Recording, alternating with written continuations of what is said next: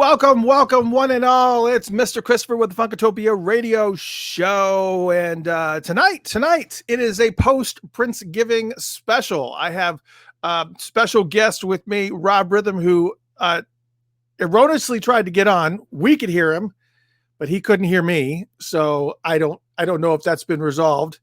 He's got headphones on, so I'm assuming that now it's resolved. So we have a special guest in the house, my good friend, my best friend in the world, has known me longer than anybody on the planet, pretty much. There's a handful of people that have known me longer. But my good friend, Rob Rhythm's in the house. Let me add him to the stream and see how he's doing. Rob, can you hear me now? I don't know if this great look of Grace. Can you hear me or yes or no? Still no sound. I have the headphones on. I'm going to go into work. So we'll I don't even know if you can hear me. Yeah, I can hear you. Just but you can hear me saying that I can hear you. So we'll take you out of the mix. All right. So Rob Rhythm is going to be joining us, and it's going to be pretty awesome. And I hope that he gets it all figured out. And then we'll have him on board. He's going to be a little bit of a co-host today as we talk about all things. We're going to reflect on Princegiving quite a bit because a lot of people tuned in. I mean, we had thousands of people all around the world that tuned in for Princegiving, and it was quite an event. It took a long time. We started Saturday at noon, the last 2 Saturdays ago, and then we let it run for over 4 days. We played all of Prince's music in chronological order, and then we played about 8 of the 10 NPG Music Club radio shows, and then we started Princegiving all over again at midnight on Wednesday going into Thursday, which allowed you to be able to hear everything that you missed while you were sleeping. So it's an 8.5 day event, and it was just crazy. It's just unreal how long it took to get through all of Prince's stuff. I can't even process how it amazes me. It's just incredible. And on top of that, let's try Rob once again. Rob, can you hear me now? I can hear you. Can you hear me? Yes, I can hear you too. We've always been able to hear you. Yes. All right. You've always been able to hear me? I was able to hear you the whole time. Everybody could hear you the whole time. And but yeah, you were kind of gone and whatnot. You know what I tried to do is I guess I didn't take enough time to check all this stuff out. But the microphone that I used before when I did the radio shows, I tried to pull that out and connect it, and I don't think I gave myself enough time. Well, it's okay. Yeah. It's all right. It's working. I wanted to change the view just a little bit because we had maybe smaller. I've got so much cool stuff in the background, and when you're making me feel small. And when I switch to this view, I guess you still see some cool stuff. It's all right. Yeah, I see. All you see is just this whiteness. Nothing new. So that's the show, right? That's the show. A lot of whiteness. Yeah, there you go. So we got lots of Prince stuff to talk about. Obviously, we were talking about Princegiving. You and I were talking about Princegiving before. Again, for those of you just tuning in, this is welcome my co-host for the night. And, maybe moving forward, we're just kind of tinkering around, seeing if he's feeling it. We'll see. It's Mr. Rob Rhythm, and he's actually out of Arizona. Hey, so we're like almost on different sides of the world. So he's in Arizona, I'm in Georgia, and so we're covering the country pretty well. Almost. You should technically be in California. Yeah, if you were California, we could actually say coast to coast, but we can't. 600. It's only 600 miles, man. That's nothing. Wait, I don't even think it's 600 miles. Dude, it's close. All I'm saying. All it takes is one earthquake, and it would be coast to coast. One earthquake away from calling it coast to coast. Yeah, there's going to be that sadness part, but then after that, we can say coast to coast. Yeah, coast to coast. I don't even know exactly where your address is, but at that point would you have beachfront property, or would you still be like Atlanta away from the beach? I could get to the beach probably in about, I don't know, maybe 30, 40 minutes, whereas now it takes me about 6 hours or 8 hours. Yeah. So that'd be nice. Sure, Arizona Bay. Why not?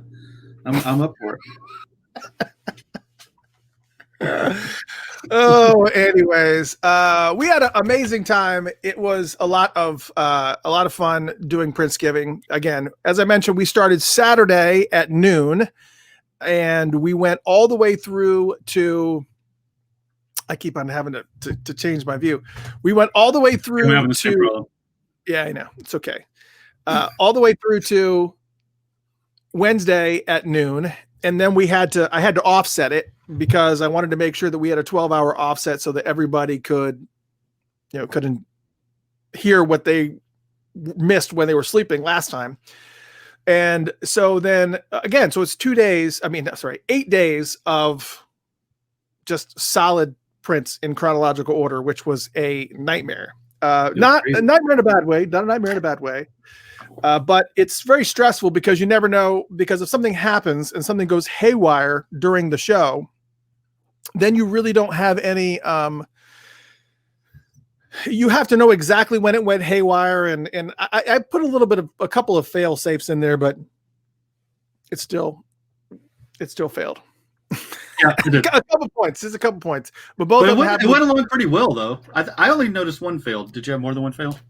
Well, there was one fail where it briefly went out for like 20 minutes on like 2.5 hours after we launched it. And then the next day, oh, that's a nice microphone.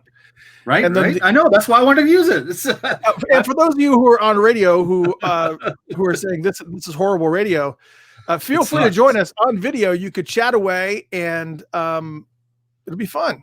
We're on Facebook.com/Funkatopia. That's Facebook.com/Funkatopia. Or you could join us on YouTube, YouTube.com/user/Funkatopians. That just happens to be the lame URL they choose.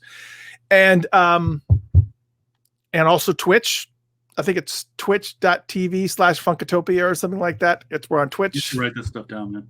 I know I just have it across the bottom. But if you wanted to actually tune into the video, you can actually see us talking here. You can chat away. Lots of amazing people in the house. Anaki's in the house. Jennifer's in the house. Sandra's in the house. Tanya, Cammie, Cher, Lisa. So many people in the house. It's just everybody. Cammie's in the house. Ronald's in the house. Terry. Arlene, just tons of people. Thank you guys so much for tuning in. I'm glad everybody had a good time with Princegiving, because again, putting it all in order was one thing. I mean, album-wise, you have a pretty good idea of when he released what. Now, this particular year, I actually went a little bit further, and like, for instance, with 1999. 1999 saw the release of, there were some years that there were multiple albums that were released in that year. And so what I ended up having to do was actually, before, in previous Princegivings, I just threw them out there all willy-nilly and said, here's 1999. But this time around, I actually made sure that they were done in chronological order when I played them. So what I might do for next Princegiving, and don't hold me to it, I probably won't do it, is for all these songs that were not part of albums, they were just individual songs, whether you categorize them as unreleased or however you categorize them, I would like to do those in chronological order as well.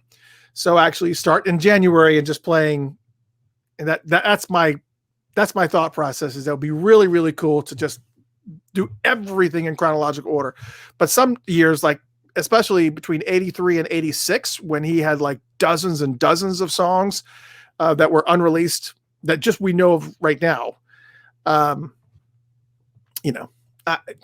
It's a thought. I don't know if it's a good thought, but it is what it is. So there's that. Oh, it's a thought.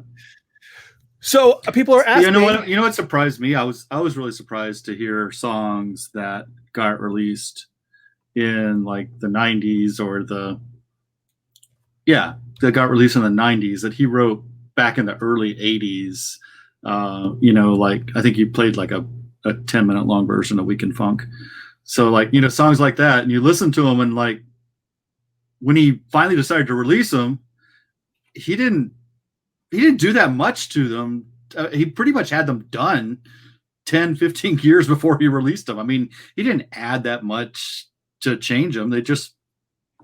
They were the same. It was kind of surprising to me. It's like a lot of times you'll get a song from an artist that worked on it for years, and then by the time you hear the demo versus the real version, it's totally different. There's been a lot of times. There's a couple of songs with Prince that I like the demo better than the original version, the demo better than the released version. But that's still one I can think of. Extra Lovable is definitely one of them. Yeah, I like the original better. And I think there's a couple others, but for the most part, I mean, he wrote that song and it's like, boom, done, in the box, wrap it up, come back, master it, get a little hiss out of it, and you're good. Right. Exactly. Throw some lady singers on there or whatever. Right. So, I was really nervous because there was rumors. Let's get to the rumor mill first. Rumors? Actually, let's not get to the rumor mill yet. We got a rumor. There's a rumor floating around right now that there is going to be another release that's going to happen before the end of the year. And we'll get to that rumor. I'll talk about that rumor. It's not. I know I started it. I brought it. I know. We have this rumor. I'm not going to talk about it. No, I'm going to talk about it. Just not. You brought me right up to the edge, and then. Because we're not done talking about Princegiving. Oh, sorry. Because there's still something there. And of course, people want to know about Princemas too. Princemas. Yes, absolutely. Audrey says there were a ton of gems. Also, Mailing Stove Pool. Yes. Little Red Corvette is in the house. His music is timeless. It absolutely, positively is. Yeah. Okay. Looks like we're going to end up having to get to this rumor anyways, because people. Gems. Now that all right, give us the rumor. Oh, it's hot. Look, it's on his piece of paper. It's hot. It's on it's hot news. Is that one of those cassette things that you write on? Is that what you're holding in your hand? What are you holding in your hand? These are all my notes for tonight. They're all my notes for tonight. But did you write them on those old cassette labels? No, it's not cassette labels. There are I had one of those desktop calendars. Okay. And if there's been any desktop calendar that has been a worthless desktop calendar, it is the Atlanta Falcons desktop calendar. You don't even have to say anything else, man. You got it. I got it. Yeah, it's fine. So it'd be like if I got a Cardinals desktop calendar. While it did help me to actually remember the date. That's about it. That's where it stopped. It's better served me on the backside as a note thing, a notepad. What's that fact right there? I'm curious now. What's that fact? The fact.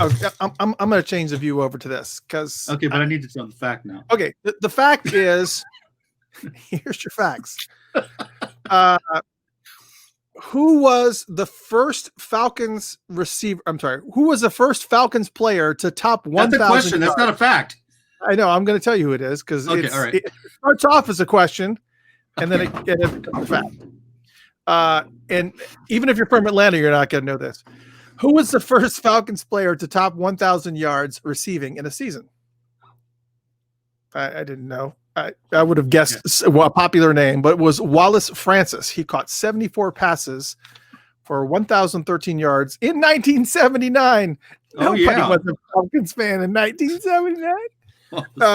Anyways. Dude, I'm sure he worked hard.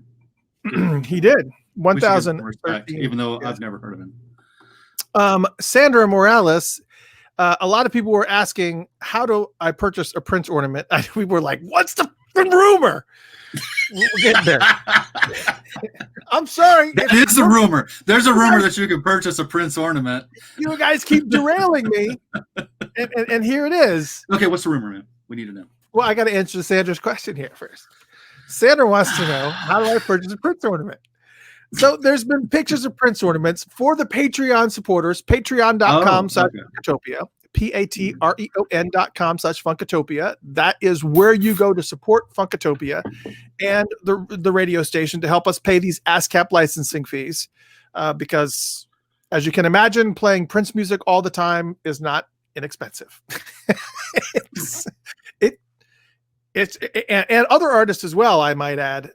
It starts to add up. So if you want to support support Funkatopia, you do it through patreon.com/Funkatopia. That's how you do it. Anyways, for the top 2 or 3 levels, I sent all of them purple Prince ornaments. So there were glittery purple Christmas ornaments with a little Prince symbol. The top wasn't round; it was actually shaped like a heart. And I sent those people. Those people will also get the rumor right inside the ornament. I think I'll just break it open. No, I don't want to tell people to do that.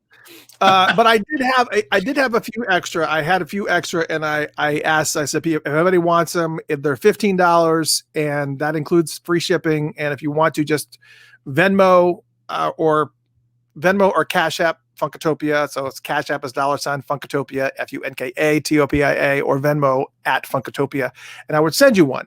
But we were all sold out. However, I do have 3 more that are coming, one of which is already gone, one of which is going to Cami, and one of which is going to go on my tree because I ended up having to give away mine, and Jagan was going to snatch the other one. But if we have people that want these ornaments, we'll order them. But let's get to the rumor. Let's. I feel like Wendy Williams. Girl. Oh. You need some lamb chops. Believe this. You need to eat some lamb chops and Wendy Williams lamb chops. What is Wendy Williams? You haven't seen those videos like when COVID first happened and she was like trying to figure out what to do, and she's just like, these are some good lamb chops. you gotta look that stuff up, man. All right, so now for a rabbit hole, we're gonna go to you. Now, before we do the rumor, we're gonna go to YouTube. No, just kidding. We're not gonna. We'll look up Wendy Williams and lamb chop and see what happens. Anyways, you'll be disappointed. The rumor is there's going to be a new release coming from the estate before the end of the year.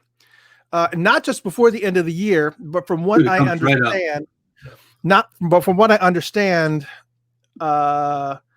word is she even has a painting. She even has a painting of her eating a lamb chop. Seriously, it's crazy. You told me to Google it.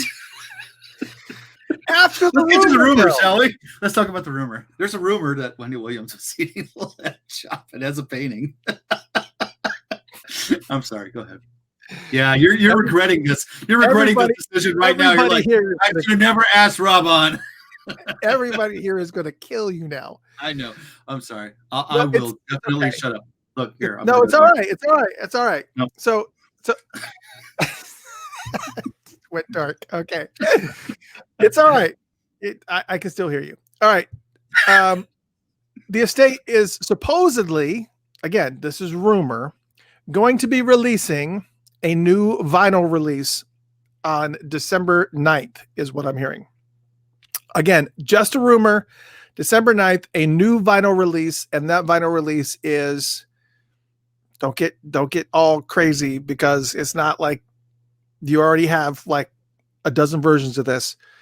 The hits and B-sides collection. Oh. So it's going to be the hits Are they going to add 1, anything? the hits 2, and the B-sides. So it's going to be 3 Prince albums on vinyl, and it's purple. And it's purple vinyl. Surprise, surprise. So that is what I heard. Whether or not that comes to fruition or not, I don't know. However, they've already started circulating photos of this in Denmark. So on some Denmark websites, on Amazon and stuff, they actually released, I guess Amazon has this horrible thing that they can't manage to keep a secret at all. It's like when Sign of the Times was about to come out and everybody was like, no, I wonder what it will look like. Somebody accidentally put it up on, and this always happens in the country websites as well. So anyways, it popped up on the Denmark site, the hits and B-sides on vinyl, purple vinyl.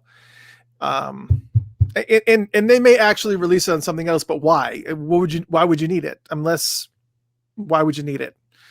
I can only think that the only importance of this would be just for vinyl collectors, because it's not like, I mean, unless they're planning on maybe doing some of the 12-inch stuff, but I don't know. So there's yet another possible release that's going to be happening. Excited? Anybody? Check. I'm excited if they add some stuff. Right. Thanks. So anyways, there's that. And also talking about Paisley Park, they've actually are doing a pop-up also. They're also doing a pop-up. This is not rumor. This is fact. This is already happening right now. If you are in Minneapolis or in the Minneapolis area, or Bloomington technically, you can actually go to the Mall of America, and they have a pop-up store that's at the Mall of America. It's on the first level of Mall of America. They said just east of the TCF Rotunda. I don't know what TCF Rotunda is. The Cheesecake Factory, probably. That's probably what that is. That's what only thing I can think what TCF is. But anyways, there's a TCF Rotunda. I'm assuming it's a Cheesecake Factory Rotunda. And just east of that, Paisley Park has set up a pop-up store in the Mall of America. And so if you want to go, they've got all kinds of really cool. Now, what's really cool about some of these pop-up stores is that occasionally they will actually bring out some merchandise from previous tours, like the Hit and Run tours, the Third Eye Girl stuff. They'll bring out some merchandise, either, some of like the Tambaracas, like you see behind me, or they'll bring out tour shirts. Wait. What's a Tamaraca? Tambaraca, that thing behind me. It's let me see if I can get this without flipping off. Oh, hell yeah. This is a Tambaraca. Nice. Okay. It's a tambourine that's very loud and obnoxious. It's the rockin' tambourine. Got it. The rockin' tambourine. It is. It's very obnoxious. It is. Would never let my kids have that. It's very pretty, and kids should stay away. Yeah. So I will put that up right now.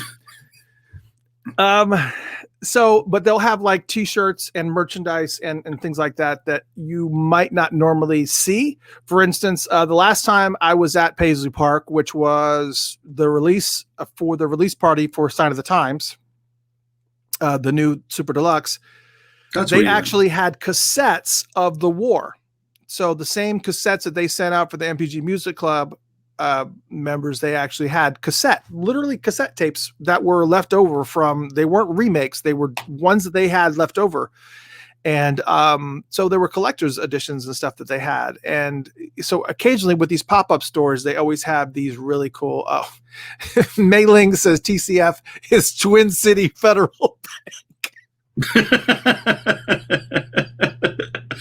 Or the Cheesecake Factory. You can know which I prefer. You see where my mind went. I'm like a Cheesecake Factory. I'll take that pineapple upside down cheesecake right now. 2 forks, if you will. So Twin Cities. Do you normally eat your cake with 2 forks? You just can't. You can't slow down. Okay.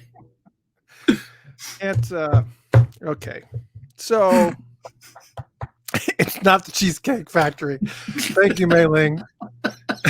Now I got a bunch of people. All these people jumping in. Not Cheesecake Factory. It's not the Cheesecake Factory. Great, that's going to trend. That's going to trend. Hashtag not Cheesecake Factory. Hashtag not Cheesecake Factory. Oh my God. Just having you on the show has already been a crash and burn. I know, right? you All imagine right. the people have to live with me and deal with me, especially right now? I know. It's okay. When they can't go anywhere and I can't go anywhere. TCF, the bank. They should have said TCFB, but then I would have said something like, this can't be yogurt or something like that. I don't know. I would have gone with something food. This can't be cheesecake. I know, but still, that would make sense. So TCF is a bank, and they have a rotunda there, which is probably more feasible than a Cheesecake Factory rotunda. And just east of that is going to be Paisley Park's pop-up store that you can get lots of cool stuff. So there's that. I actually did get, excuse me, You're going to get a copy of a cassette that I was in that MPG Music Club the whole time. I never got that freaking cassette. I'm irritated now. You had to order some, not just be a member. You had to order, I think it was like pre-ordering Crystal Ball. It was something that you pre-ordered, and then that cassette came with it. And it didn't go out with everybody. Some people got shirts. Some people got those cassettes. Some people got, it was just really random what extra. People didn't get shit. There was no rhyme or reason. It was just whatever. Okay, so Crystal Ball and whatever. This matchbook cover here. So, anyways, there's a menu with prints on it. Anyways, okay.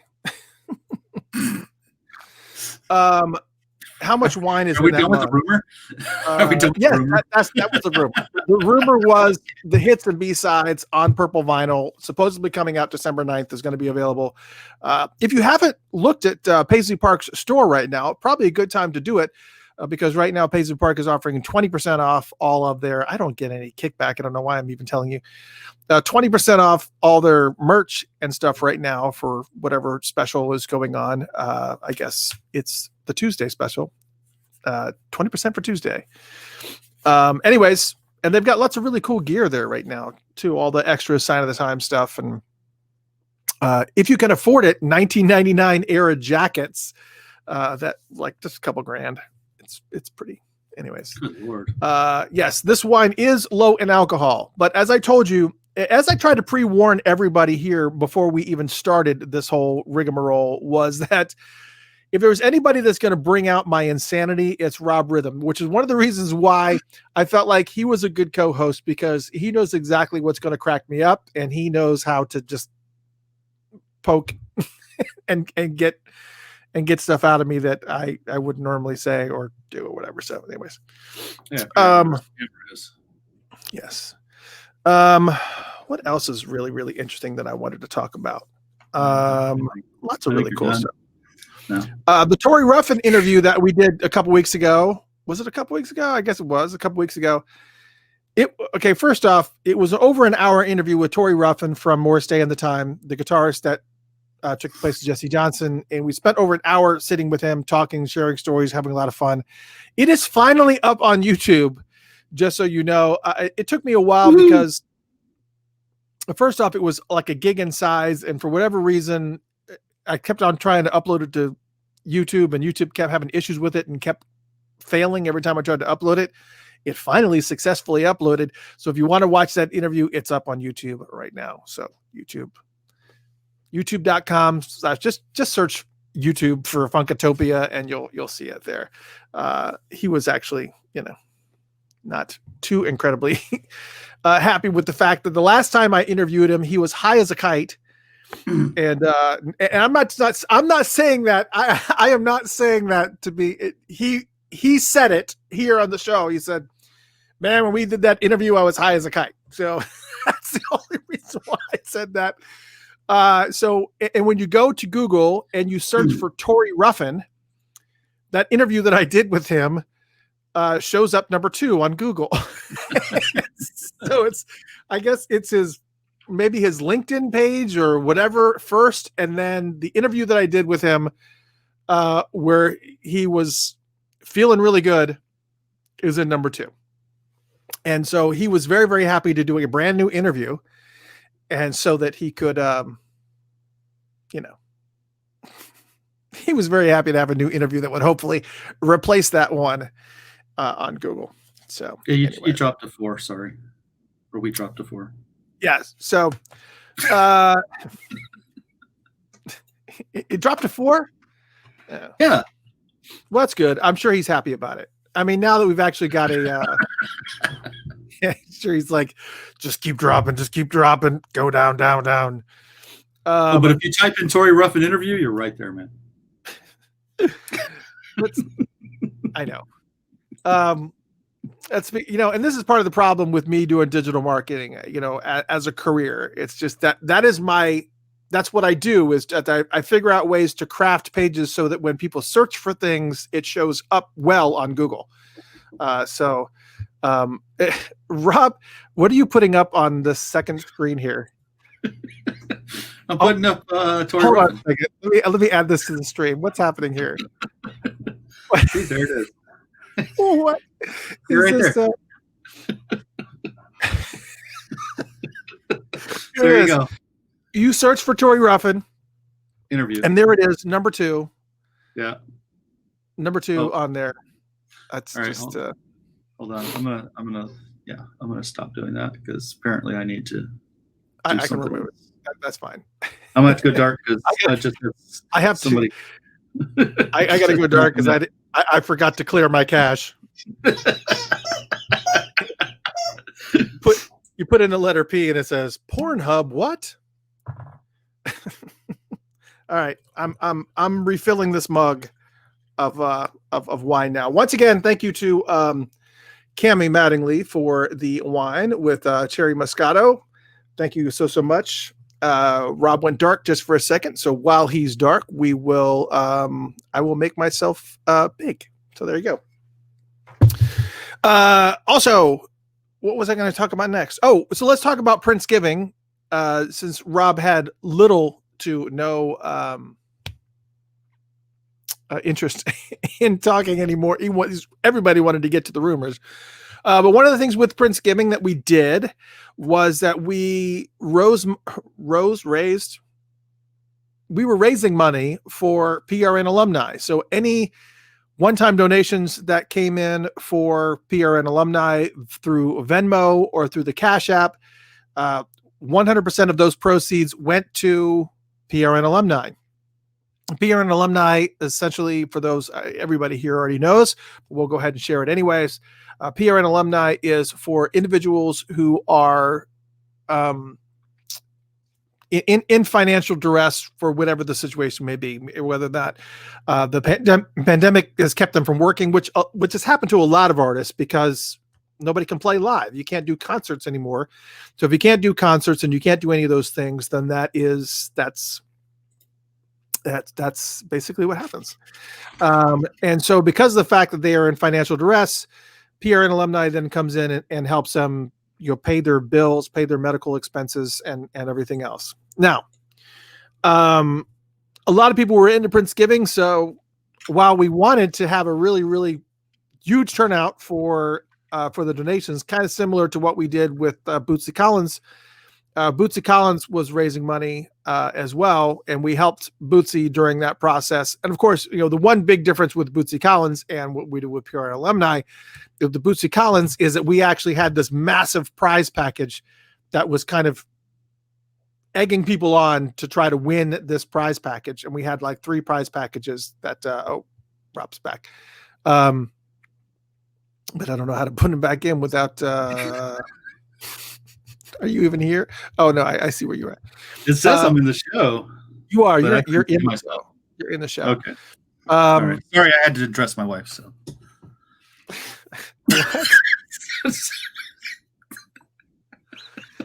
Actually, they're wearing it. She comes in, she's wearing a dress, and it's one of those things where it's like it zips all the way, and and you got the little clasp at the top, and yeah, it's hard. So she needs help, and I'll help. I'll always help with that. Always. Why not? Even if I'm in the middle of the show. Let's see where your priorities are. Damn right. Right. Anyways, so we didn't. I would have loved to have raised more, but we still did raise money for them. So it was still fantastic. We also had a direct donation thing that was happening. So through the Cash App, we received $105 in donations. Through the Venmo app, we received $75 in donations, and directly to PRN alumni through the donation link that we had, we raised $371. So 371, 471. I should have added this before. 476. Whatever 476 plus we talked about this earlier about writing things down, right? No, we're talking about this. Hold on a second. We don't need to know. No, we're fine. No, just I'm doing it anyways. Shut your mouth. $551. So we raised $551. Now, 371 went directly to them. I'll Venmo the other part to them. And with Cash App is weird. I didn't realize the Cash App was. I said, okay, well, how can I now transfer this money from Cash App over to PRN alumni? And it said, all you got to do is order our little credit card, and then you can use it like a debit card. I'm like, what? So as soon as I get that, all that money will be transferred to PRN alumni. But 300. But anyways, it's great. We raised over $500, $550 for PRN alumni, which is better than zero. Anything else? But we're going to be doing something a little bit different because we'll be doing it again during Princemas. And I think we'll come up with a prize package this time. Something. I don't know. Gonna try. We gotta get that ball rolling because there's so many people out there that are in need right now. I still haven't received any updates on Chance Howard. I don't know how Chance Howard is doing. I don't know if anybody else is doing.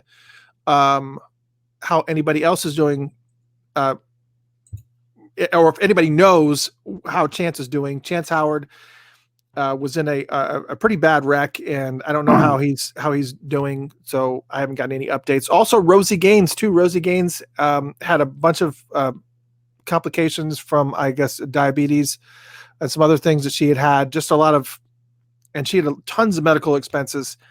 And so I don't know. I don't have any updates on either one of them. But yes, I matter of fact, I see Nakia here saying, "How is Rosie Gaines?" Yeah, you did.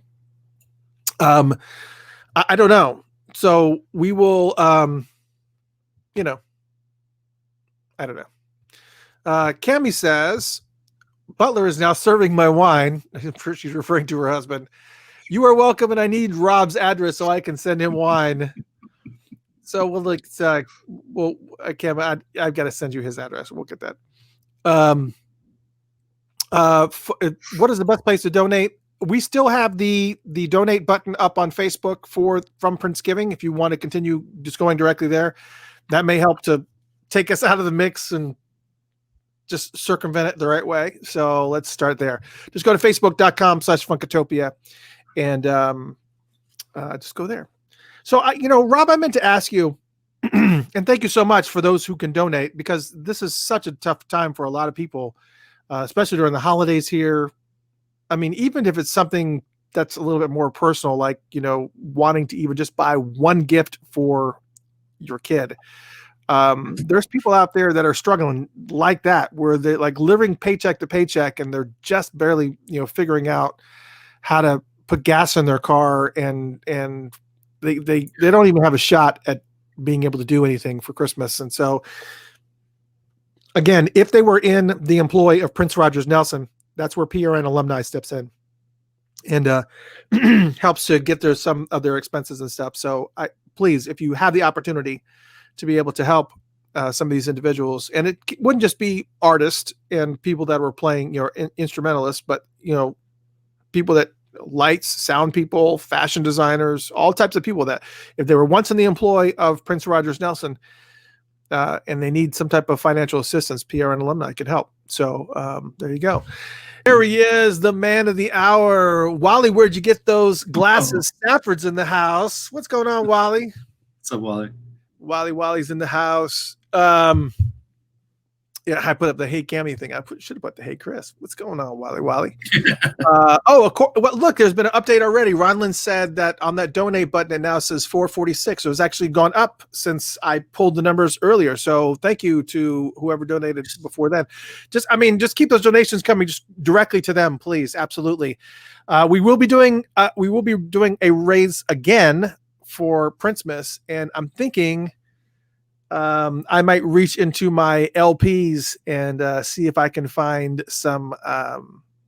I think I had that box set, the Royal Jewels. Do you think if I put the Royal Jewels up for a prize package, do you think that probably would raise money if people wanted to get into a drawing for that? Probably. Maybe. It's not like I don't know. You know, I dug into a big shout out, and I don't know if she's here, but a big shout out to Fern.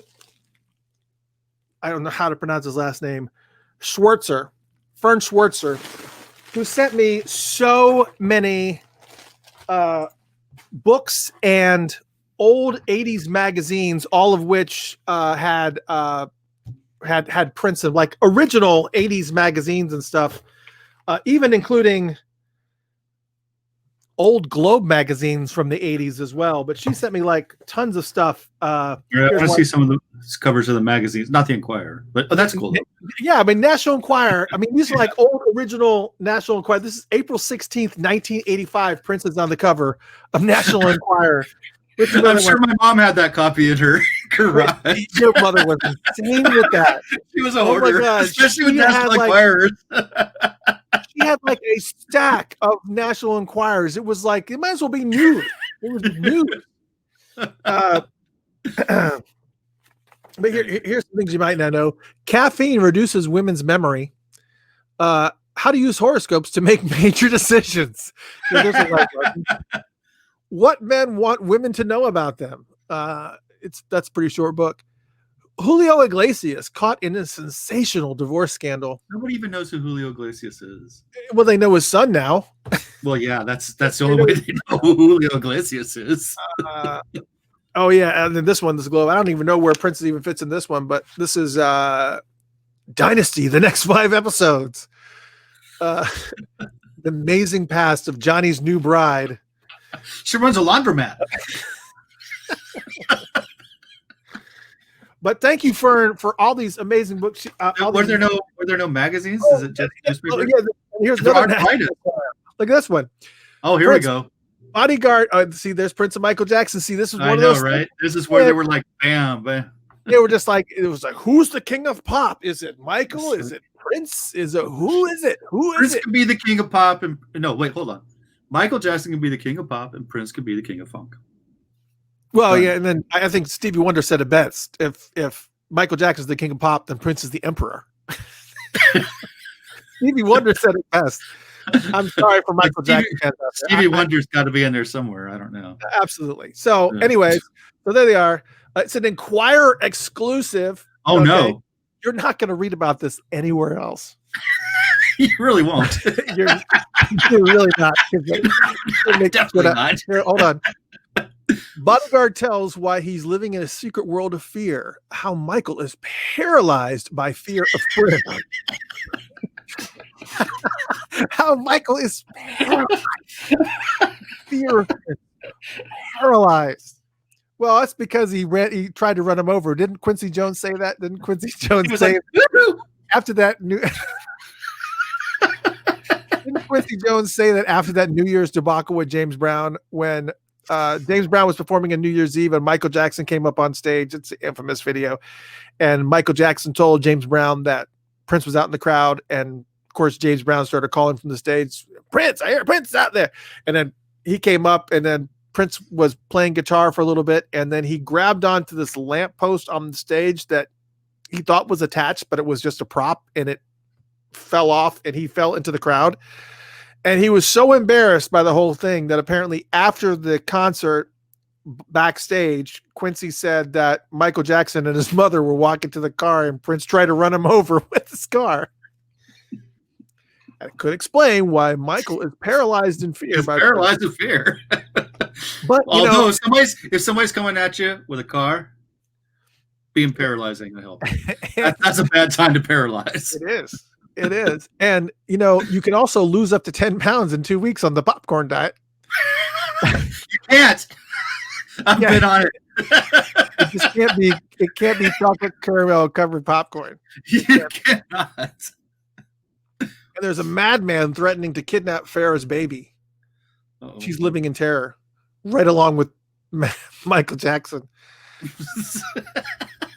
So maybe Prince drove at Michael Jackson on his way to get to Ferris Baby. And Fern, I don't know if you meant to send me this, but this is actually was tucked into one of the magazines. Nice. It's actually a sketch or something. So you may not have meant to send this to me. I might send it back to you, but it was a sketch that was done by I don't know. But I do know that it's Prince. I do know that. I had no idea until you showed me that. Somebody may have drawn this for you, so I want to send it back. I want to send this back. And Jeremy says, that was a good James Brown impression. Thank you. Yeah. Prince, Prince, come on, say it, Prince. Go get it. Prince. Come on, say it, Prince. I need an idea. Come on now. She also sent me that any better? I don't know. She also sent me magazines like Rockline. Now he wasn't even on the cover of this one, but there's Daryl Hall and John Oates. Of course, Michael and Jack. Michael. Quiet Riot's in the middle. Rick Springfield's in the middle, and of course there's Prince all the way down at the bottom there. But who's on the back? You remember these magazines that used to be able to get these posters? I think they still make them, but there's Quiet Riot. Who wants a Quiet Riot poster for your wall? Put that in the prize package. Yeah, I'll put that in the.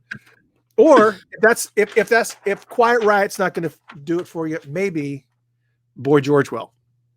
Wow! Look at that! Look at that! Look at that! Do you remember my girlfriend in high school that made me go to that concert? I don't know if you. Okay, I was having a hard time figuring out what the connection was there. No, my girlfriend looked just like Boy George. You remember her? No, that's not what it was. Remember what we found out? Oh my God! No, no, you. I don't. You went to the Culture Club concert? Yes, actually went to Color by Numbers tour because she was a huge Culture Club fan. And so I went. That's some good songs. I mean, come on. I went to the concert with her. Anyways, I went to the concert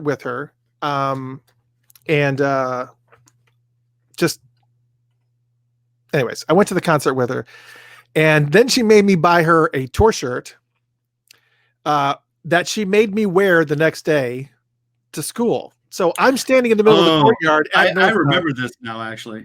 I remember standing in the middle of the courtyard with this big Boy George shirt. I do remember this now. And they were like, okay, then. So yeah, it was a lot different back in the 80s. They didn't really care too much. For those of you who weren't there. For those of you who weren't there. Oh, look how young Duran Duran is in this. It's like kind of, but anyways. So anyways, Fern, thank you so much for this awesome collection of magazines. She sent me a bunch of Rockline magazines, and there's even, I don't know, I guess Prince has talked about in Newsweek. She also sent me Newsweek. Wow. So I guess Prince has talked about in this magazine as well, but she sent me tons of magazines. Oh, there it is right there. I guess if they even made a slightest mention of Prince, she bought the magazine. So there's that. She sent me tons. What magazines are. But she sent me tons of these magazines, and it's very, very cool. Awesome. So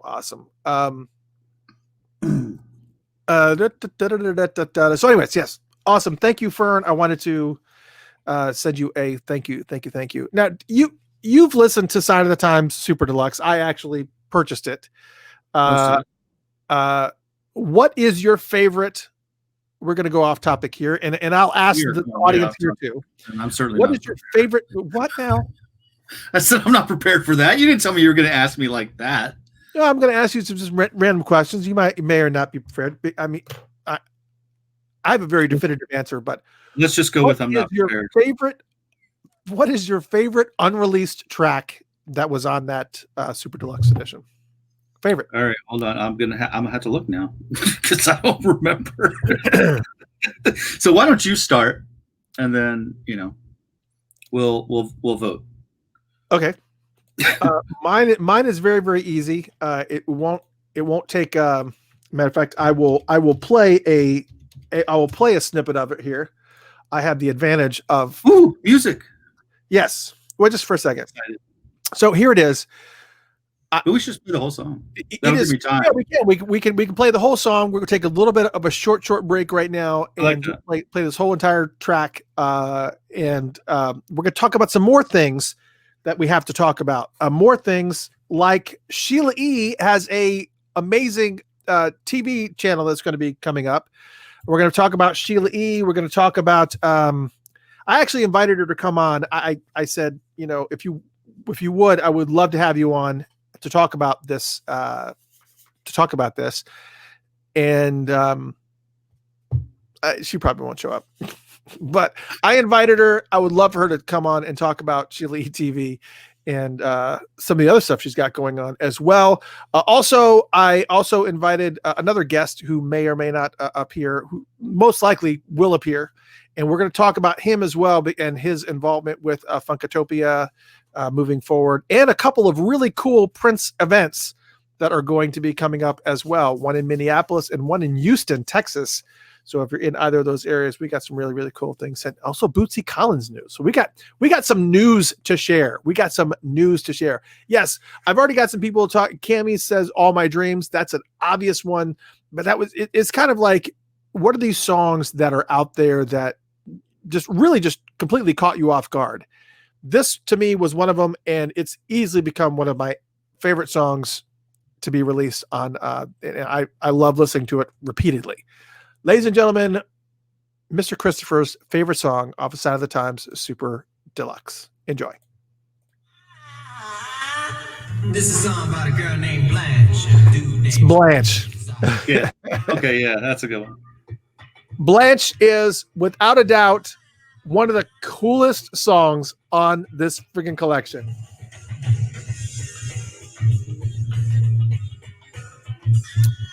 But I can't let it play too much because of the fact that if I do, then Facebook cuts me off and goes, "Wait a minute, you're playing copyrighted music." Oh, right, that's right. So it would just start disconnecting people randomly. But yes, without a doubt, Blanche is one of those songs that just totally caught me off guard. That whole screaming, the whole delivery of it, the energy of it, the rawness of it, everything about that song is just incredible. It totally caught me off guard. Now there's always these songs that kind of come in that, there are some other amazing winners on there. Negative was like, obviously the Power Fantastic was just breathtaking with that intro of him talking to the band and just kind of getting them ready to play the song. And just, oh my God, that's just staggering. That's just like you're holding your breath the whole entire song. But there's so many amazing tracks that were on this. And that was the magic part of Power Fantastic, was that intro part where he's talking. But then on top of that, the other thing about this is obviously these songs like this, like Blanche, totally came out of the blue. Never heard of it. Never even heard. It's just unreal. And it's just, I hear it and it's just got that raw. It's just so raw, and just the energy that's there is just so, it's palpable. It really is. I was trying to see if I've got any emails to speak of, and I don't. Nothing to speak of email wise. If you have anything you want to say, you can obviously send it to shout@funkatopia.com. Obviously, you can also talk here as well. We still got some more great news to talk about as well. So lots of really cool stuff. I think that's a good choice, though, Blanche. I wanted to say that there was one or two songs like right about when they started to get into them. I don't know if it was And That Says What or Love and Sex or something like that, but I got to admit that Blanche definitely, once you started playing it, I was like, yeah, that one's. Yeah, it's just, there's certain songs that speak to you right out of the gate. Mm-hmm. And that was just, it's one of those songs. And, I forgot to say, we got to talk about Princemas as well. So we've got, oh my God. we got to talk about that as well. We got to talk about Princemas. We got to talk about Bootsy. We got to talk about Sheila. We got a special guest that may be joining us. Hopefully, that'd be awesome if Sheila joined us so she can talk about this Sheila TV. But again, I have this problem where I don't let her know until last minute. So sometimes she never hears about itself. Yes, Ronlin says, yes, Love and Sex. And that was actually a second version of Love and Sex too. So it was just because it was, and that was one of the things that Princevald had said. It was that he had two songs that were both called Love and Sex, and they're completely different songs, which was really, really cool. So, man, we got so much to talk about. Oh my gosh. I got to stop drinking wine because I'm like clearing my throat like every 5 seconds. Oh my gosh. Alcohol and alcohol, right? Alcohol and Yeah. That's right. Man, come on stage, man. That's pretty good, actually. Not bad. Oh my gosh. Yeah. So anyways, I think we'll start off talking about Princemas and whatnot. And but I think I'm going to talk about my the special guest once we kind of get to a certain point, because he may or may not join us. But I do want to kind of divulge his involvement, and we're still trying to figure it out. We're still trying to figure out exactly how he's going to be involved with Funkatopia, but we love his work and he loves our work. We have a mutual respect for each other. And I think that there's going to be some really, really cool things that are going to be coming down the pike with this individual. And I did give him the access to come on the show. So if he joins us, that'll be awesome. And we'll just, let's take it from there. Oh, shoot. And that was Blanche. That's my all-time favorite song on Sign of the Time Super Deluxe. There was, oh my gosh, this is like a short in this cable in my ear. I don't know if you guys can hear that, but it's real loud here. Anyways, Blanche, what a great friggin' song. And we were talking about all these songs that were on Sign of the Time Super Deluxe. Dwayne Tudall's in the house. What is going on, Dwayne Tudall? Dwayne Tudall, author of Prince and the Purple Rain era studio sessions. Do you not have that book? Ladies and gentlemen, you better have that book. You better have that book right now. You better go to the website and buy it, because there's a brand new one that's coming out next year that's going to be covering the next 2 years of his life. Actually, yeah, it's like 85 and 86, which is going to cover everything. It's going to cover the Black Album. It's going to cover Love Sexy. It's going to cover Crystal Ball. It's going to cover Camille. It's going to cover, it's ridiculous. Everything that happened in those 2 years, 85 and 86. And if you think this is a thick book, wait until you see this new one that's coming out. It's going to be ridiculous. Dwayne wants to know who the mystery guest is, and I'll just go ahead and yes, Todd, correct. It is the Holy Grail of Prince books. It absolutely is. Even Questlove said so. It would love to be able to have all of those things together, but yes, you got to get those things. Anyways, I'll go ahead and divulge who this mystery guest is. I'm not going to drag this on like we did with the rumor earlier. You didn't hear about the rumor, right? No, I was kidding. Anyways, there is a gentleman that is online for those funk fans that are out there. And he may be listening right now. I don't know if he'll have an opportunity to come on or not. I did invite him to come on. He said he would probably come in, but so he may join us at any point in time. But if the name Dr. GX sounds familiar to it at all, is a gentleman by the name of Scott Goldfine, and he runs a website called funkandstuff.net, FUNKNSTUFF.net, funkandstuff.net. And he is, there's certain people that really just live by what they say as far as being well versed in funk music. And Scott is one of those guys. It's just, he is like a walking encyclopedia for funk. Excuse me. He's a walking encyclopedia for funk. And he has interviewed everybody from, I mean, just Cameo and Earth, Wind and Fire. And I mean, Isley Brothers and Gap Band, Greg Boyer, Fred Wesley. I mean, he has interviewed everybody. I mean, it's amazing how many people that he actually sits down with and spends some really, really deep quality time getting into these artists and really just kind of just dissecting the music and just spending a lot of time with it. And the content that he has really fit really, really well with Funkatopia and what we're doing. And obviously we want to be, we are Funkatopia. Believe it or not, we're not Princetopia. You would think we are, but we are Funkatopia. So we really, really want to keep expanding that universe for ourselves as far as getting involved with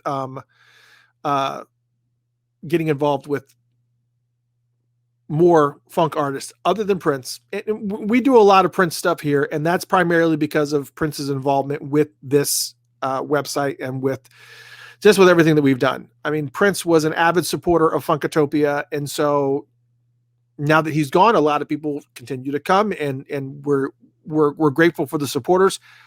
A majority, 90% or more of our supporters are Prince supporters. And so, we're always going to cater to our audience because that's who we are. But we do actually have a lot of people that are out there that are huge funk fans, massive funk fans.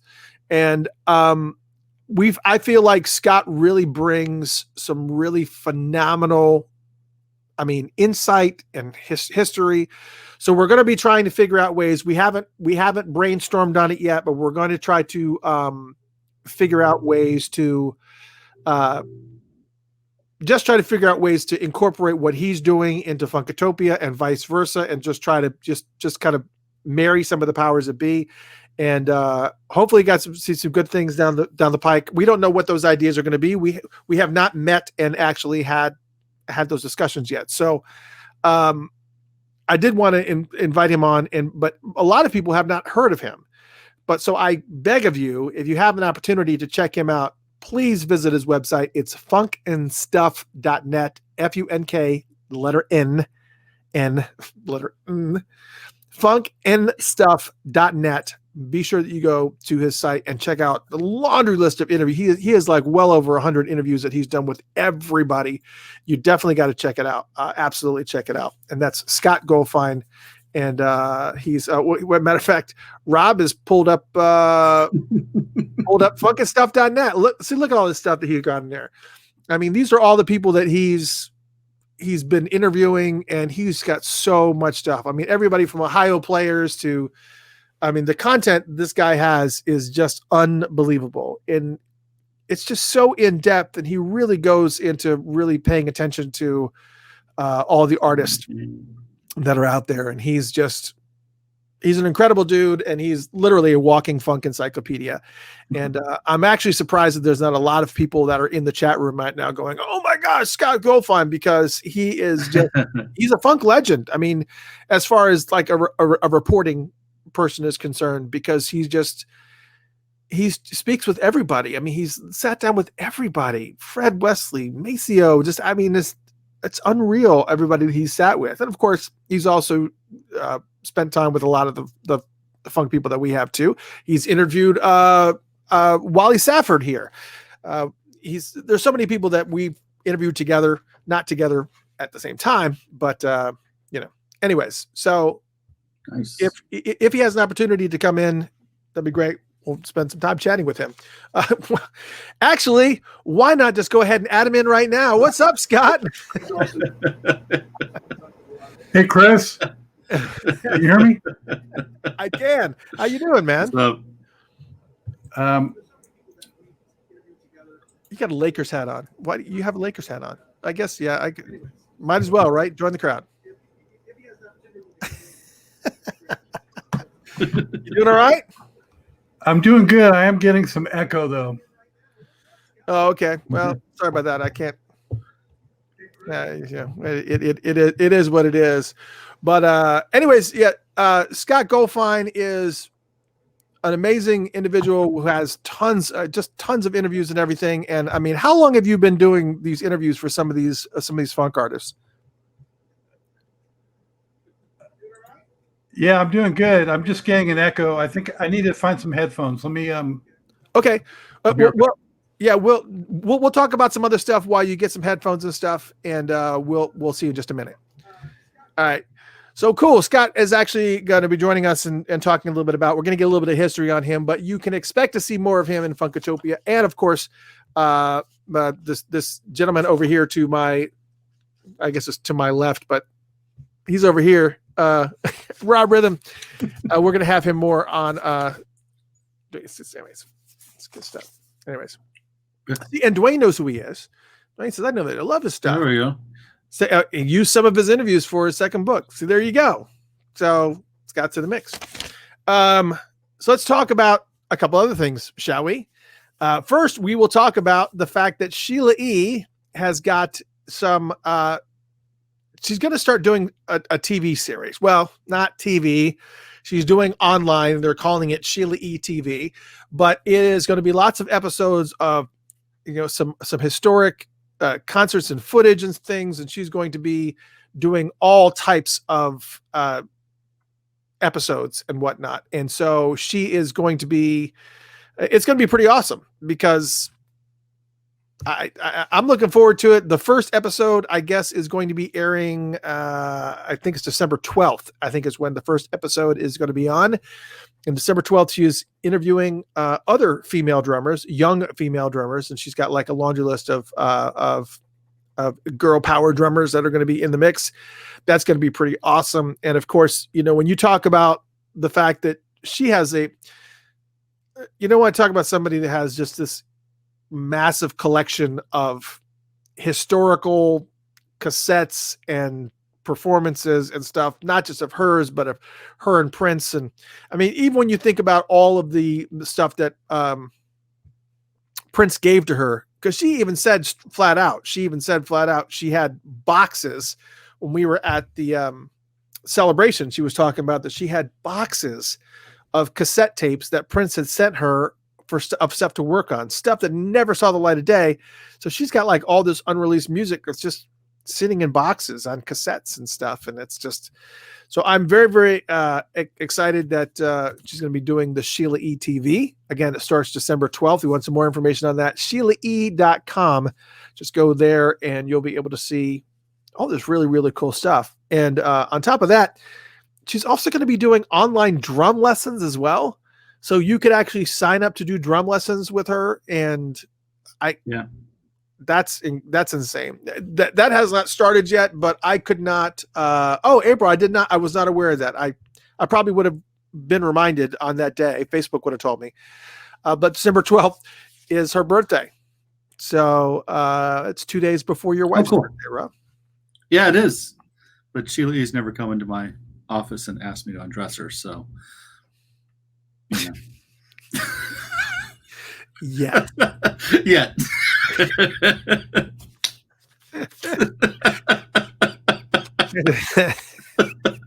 Okay.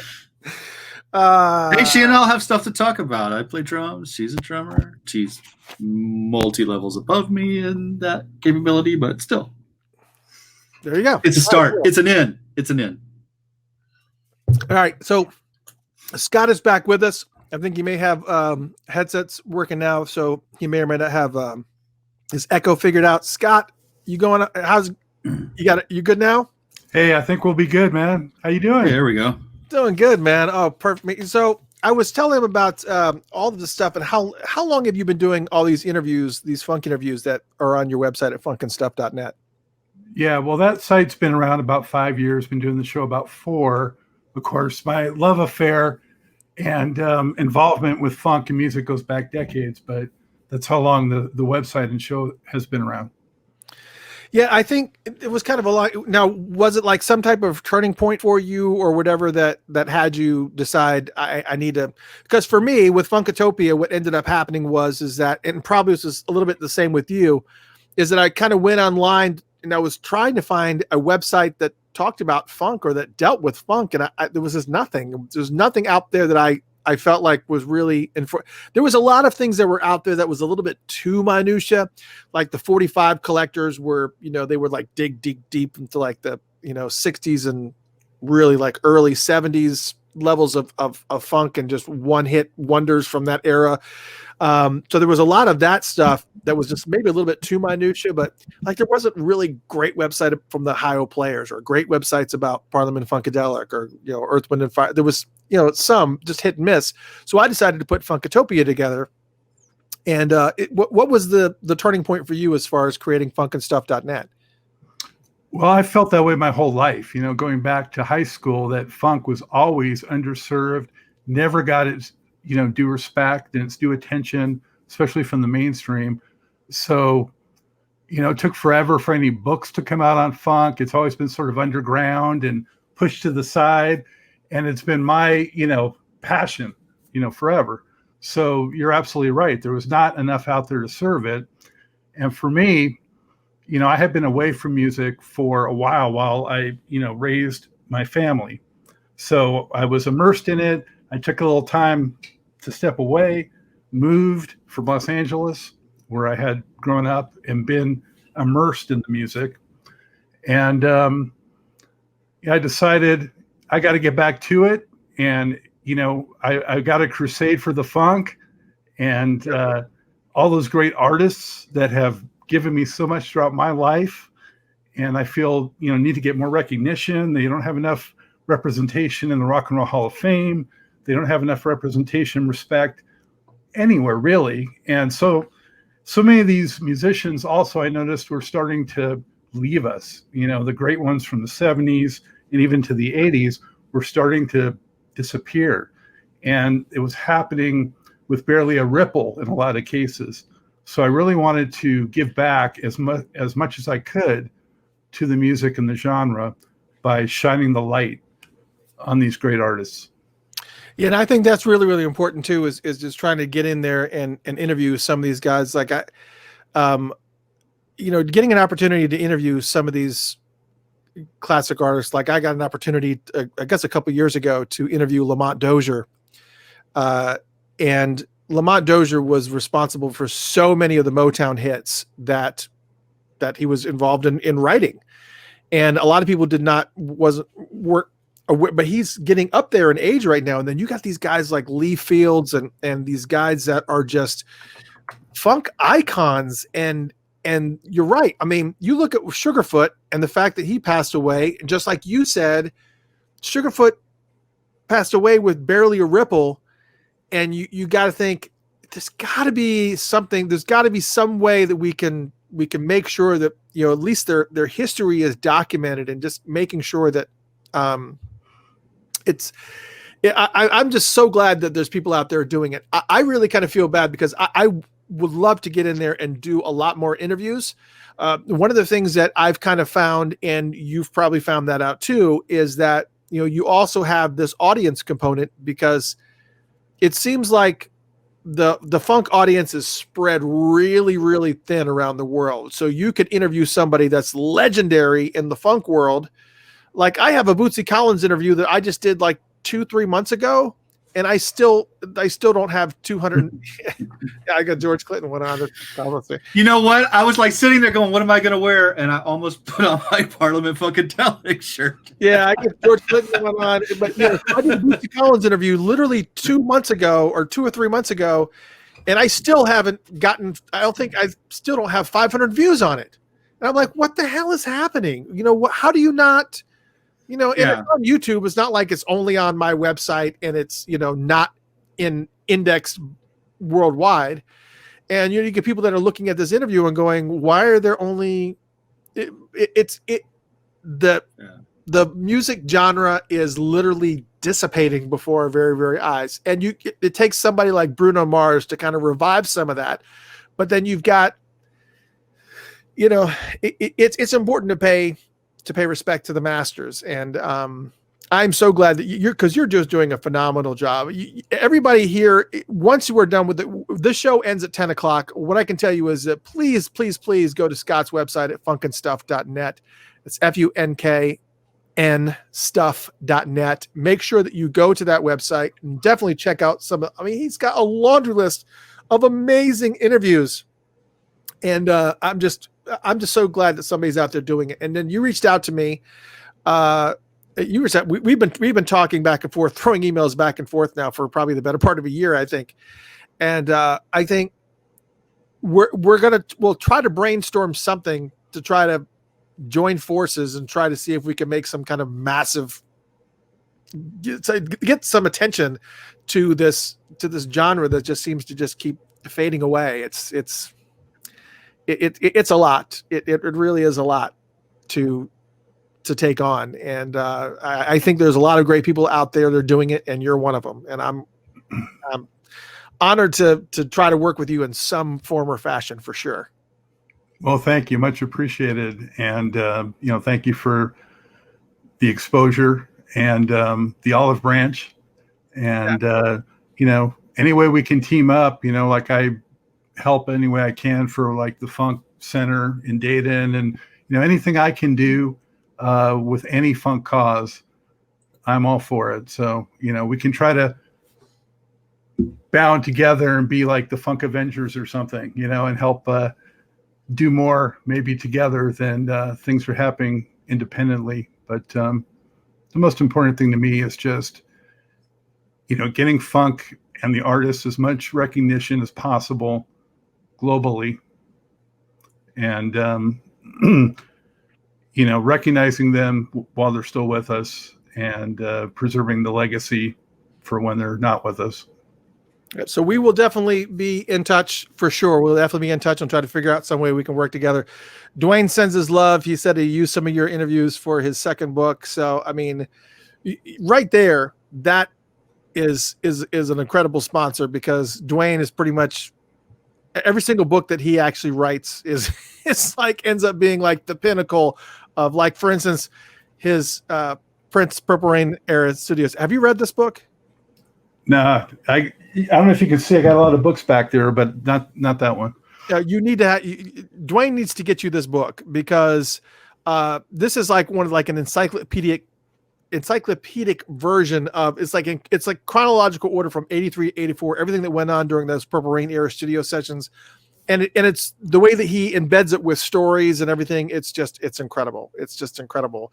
But yeah, you need everybody's here saying, even Terry's like, have you written a book? You need to write a book. Who, me? Well, I have this book.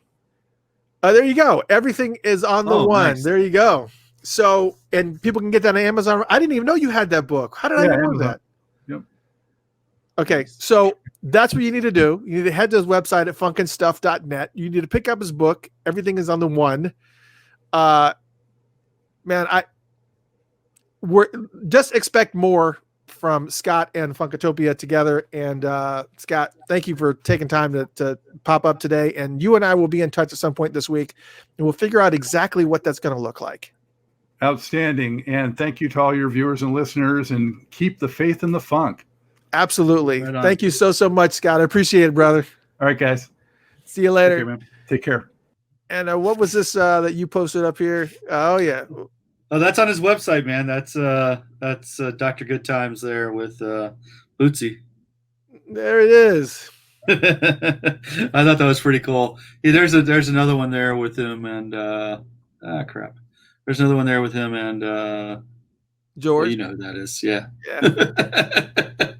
Yeah. I was actually glad to get a And I picture. like this one. That's my favorite. Yeah. I was actually lucky enough to get a picture with George for sure. Because it's it's one of those things where George is one of those people that you're actually always surprised that he's still with us. Right. How the hell? It's like the same. It's like with it's like the Keith Richards effect. I knew you were going to go Keith Richards. Richards effect. It's like, how are you still with us? How is that possible that you're still with us? But yeah, I mean, Scott's right. It's like trying to figure out exactly what it is that you how do you actually document some of these, Yeah. It shocks me that so many people haven't, listened to the Bootsy Collins interview. I mean, Bootsy, not just being with Parliament Funkadelic, but he played with James Brown, for crying out loud. I mean, he's been around forever. He's played with so many people. Well, and a lot of people, I don't know if a lot of people are aware of the story. While he did play with James Brown, that was in that really weird period. Right. When right. James No, I know. fired his band. Right. Yeah. Right. Fired his entire band and said, "All right, screw it. You guys." Yeah. Right. I'm gonna take you. And you, can you play something? Okay. Oh my God. Yeah. But like I've like seen like Bootsy before, like, give interviews and talk about some of that time, and talk about some of that time with James Brown. He's like, I didn't, he was young then, so he's like, I learned so much from playing with James Brown, and just sitting there, and it's some of that stuff that you saw like Eddie Murphy do. It was like absolutely true. It's like he'd be like. He'd say stuff. He's like, "I won't get him down, and everybody got to get back in the back." And everybody in the back would be go like, "What? Oh, what does he want us to do?" But I've seen him give those interviews, and it's like, "Yeah, let's do whatever it is." That's like when James Brown was working with Full Force. You can understand, like, when you're like, hey, we're like, what? I don't know. Full Force get busy one time. Okay.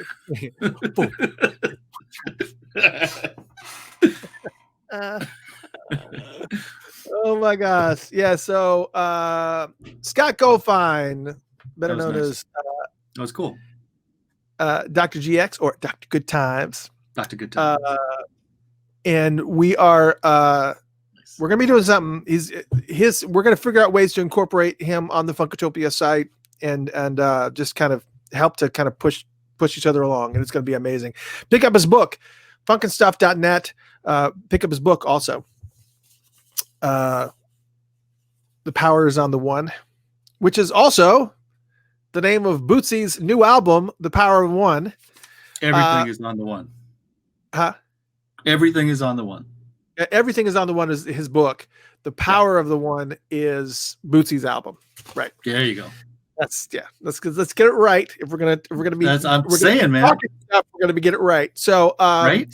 Speaking of Bootsy, I've got an opportunity to see Bootsy Collins twice in concert. One of them was by accident. When I went to go see George Clinton and the P-Funk All-Stars at the Fox Theater with my friend Tony Halliburton, who played bass in my band. Many years ago, we went to the Fox Theater, and Bootsy Collins made a guest appearance, and he came up on so you got the picture of there it is. Everything is on the One, the first guide of funk. Scott Volkman right there. Make sure you pick that up. Go to Amazon, pick that up. Everybody got written down. Everything is on the One. Actually, I better make sure that I send you an Amazon link to that. Oh, sorry. Yeah. That's all right. No, I'll do it. Yes. No, I know you want to do it. I know I'll do it. You can do it. I don't want to do it. Anyways, so we went to go see George Clinton and the P-Funk All-Stars, and actually got backstage and got an opportunity to hang out with Bootsy and George. And that was the first time I had met George, which this is many years ago. And then the second time I got to see Bootsy was at Bear Creek Music Festival, which was, and I'm trying to remember when this was. I'm trying to remember the year. It was 2014, maybe 15. I want to say 2014 or 15, but it's Bear Creek Music Festival that I don't think they even do the Bear Creek Music Festivals anymore, but it was at Live Oak, Florida. And listen to this lineup, because it wasn't, but this wasn't all in one day. This was over like two and a half days. You got Lee Fields, Bootsy Collins, George Clinton and Parliament Funkadelic, Bernie Worrell Orchestra, and of course, they all got together to do their own thing. Galactic, Lettuce, The Roots. It was crazy. It was nuts. And for those who have never been to Live Oak, Florida, it is a concert venue that is in the woods in Florida. It's not a normal thing. It's in the woods. You literally get off on this exit in Live Oak, Florida, and you drive into the woods. You go down this street, and then people say the concert's over there, and you look, and it's just this dirt path that goes into the woods, and you drive for the better part of a mile into the woods, and then they have 3 or 4 different stages. Did I tell you it was in the woods? You're making it scary though, man. Yeah, I know. I feel like I'm in Lovecraft country or something. Into the woods. There were children crying. There were women wailing. It was in the woods. Anyways, it was in the woods. And they had 3 or 4 stages, and they would have different acts playing everywhere. I mean, it's all these great funk bands, and even some techno leaning bands that were playing. I can't even remember some of the names of them. There was like tons of them. Anyways, Bootsy Collins played at that festival. And for those who don't know, Bootsy announced, I guess it was a couple years ago or a year ago, that he's no longer doing live concerts anymore. So he's not going to be performing anymore. So they're going to be playing the footage, that live concert on online. So you can actually see Bootsy Collins and that live performance, and it's going to be happening on December 11th. And it's going to be taking place on Stage It. So if you go to Stage It, I think it's Stage, is it Stage? It's Stage It, stage.it or stageit.com. And you look that up. Stageit.com or stage.it. But anyways, it's going to be on December 11th. Bootsy Collins is playing that concert from Bear Creek. I was there. I was front row. So you might even see me, because I remember seeing cameras. You might even see me sitting in the pit taking pictures.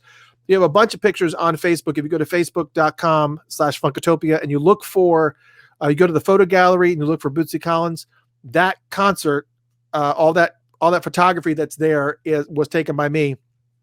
And I was there in the pit. So I very well might be in this footage.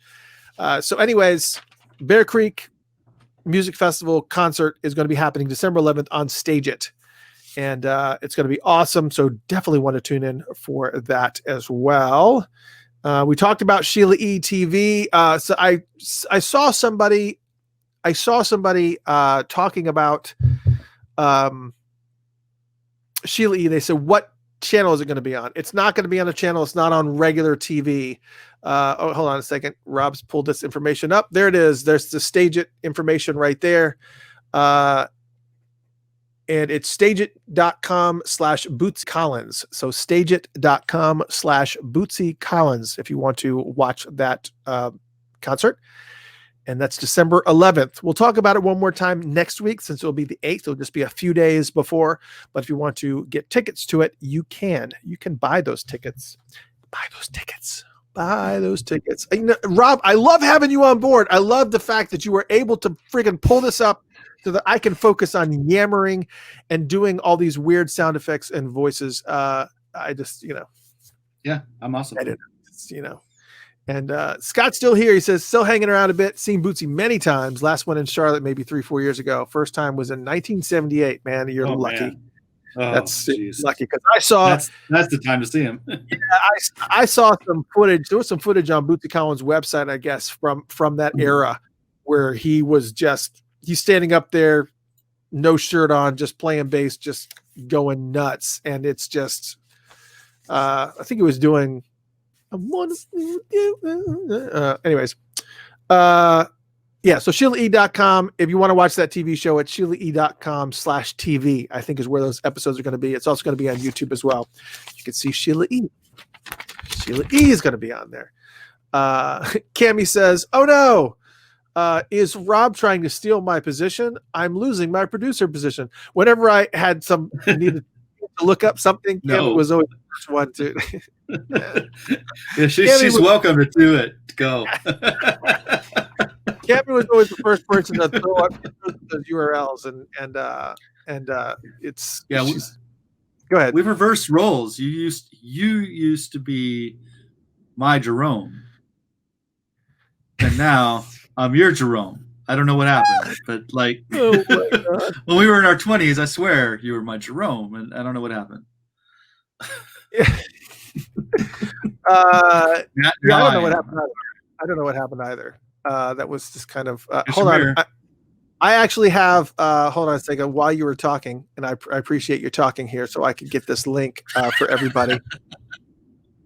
So I can get this link for everybody, so that everybody can buy. So everybody can buy Scott's book. There's the Amazon link right there. I just posted it. Posting his Amazon link. So if you want to buy Scott's book, there's the link right there. Go buy it. Go buy it. It's right there. It's right there. It apparently went okay to YouTube, and it went okay to Twitch and YouTube, but not to Funkatopia, not to Facebook. I don't know what's going on. Oh, there it is. Now it's up there. Okay, so there's also a couple of other events that are happening as well that I want to talk about. We talked about Bootsy's event that's going to be happening on December 11th with the live concert from Bear Creek Music Festival. So there's going to be that's happening on December 11th. You got Sheila E's TV episodes that are going to be starting air on December 12th. That's going to be happening along with her online drum lessons, whenever those will be. Those will be awesome too. I would just love to just sit in on one and just watch They're her shake her expensive. head. They're Watch her shake expensive. Are they? I didn't see any. What numbers are there? I didn't see any. I don't know what Sheila E's charging, but there's a couple of sites that do that, and because I was looking, I was like, there's some drummers that I'm huge fans of, and I don't remember seeing Sheila E on the site, but it's kind of like the masterclass kind of thing, but it's for musicians, Right. and there's like. I mean, I guess, if you want that experience, I mean, some of them are like $150, $200, $300 for a session, and a session might be 30, 45 minutes. But, I mean, if you're good, I mean, I would never take one of those classes. I'm not good enough to take a class from Sheila or, anybody really. But Okay, I'm ready. Let's go, Sheila. right. She was like paradiddle. Honey. Yeah, so I actually went to a thing where Stanton Moore, who's the drummer for Galactic, who's basically my favorite drummer, and I went to, he was like doing a thing. He had this set with a CD and a music book and like instruction and stuff. And I went and I sat there and I was sitting there with a bunch of the other drummers, and he was like, "Okay, everybody, pound out this rhythm." And I'm like, "Okay, I got part of it." I'm like, da da da da da. And they're like, "Okay, now add 3 trills and a," and I'm like, "Oh, what the hell?" And I couldn't do it. I was just like, "Okay, never mind." But I was glad I went. It's awesome. April says, yes, have a master class. Yeah, I think that's what it is. I think it's a master class, and it's I don't remember how much it is. How much? Do you know how much it was, April? Well, it's with masterclass. You actually sign up for the service, and you have access to all of the okay, gotcha. Like, okay, I've been a member for a couple of years. Somebody actually bought me a membership to that because I can't remember who was I can't remember what drew me into signing up for masterclass, but I signed up for it. And then I started watching some of like the Gordon Ramsay cooking ones, and I'm just like, I just have to see, how he makes eggs. Just show me some basic stuff, and let's just see, how you're like tweaking the knobs on scrambled eggs and whatnot. But even when he was making gravy, he was like making some type of meat or something, and like after he had made the meat, there was like a bunch of burnt stuff inside the pan because he was like cooking it so fast. And I'm like, it seems like kind of a waste. And then he goes, and now we're going to use the burnt part. He uses English, the crispies or whatever he called them. And he like scraped them out of the side of the pan and like made some type of gravy and ground it up. And it was like, that's how you do it, man. That's how you do it. Like, I'd like to see that. I'm a gravy man. I can make some gravy. Cammie is defending her producer role. She said drumming lessons are 2 memberships for the price of one at $180 with $15 per month. That's not too bad, actually. No, it's not. I mean, but Yeah. again, you have to at least have some type of chops. I mean, because you think I'm not that good. you think of some of the work that she did, how she plays, it's just insane.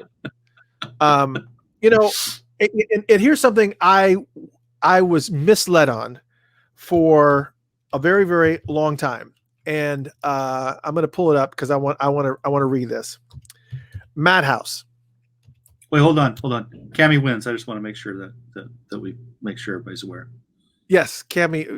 Yeah, Cammie's a winner. What are you going to do? Cammie wins. So Madhouse. All right. I was always under the impression, and tell me if I'm wrong, who do you think is playing drums on Madhouse? Let's just think. Let's hold on a second, because I want you to listen to this though, because you have to listen to style. That's really the most important thing, right? So let's start here. Hold on a second. Let me start this up. Hold on a second. Take a listen to this now. I'm going to, obviously we got the women that's moaning in the front. But hold on a second. Listen to this.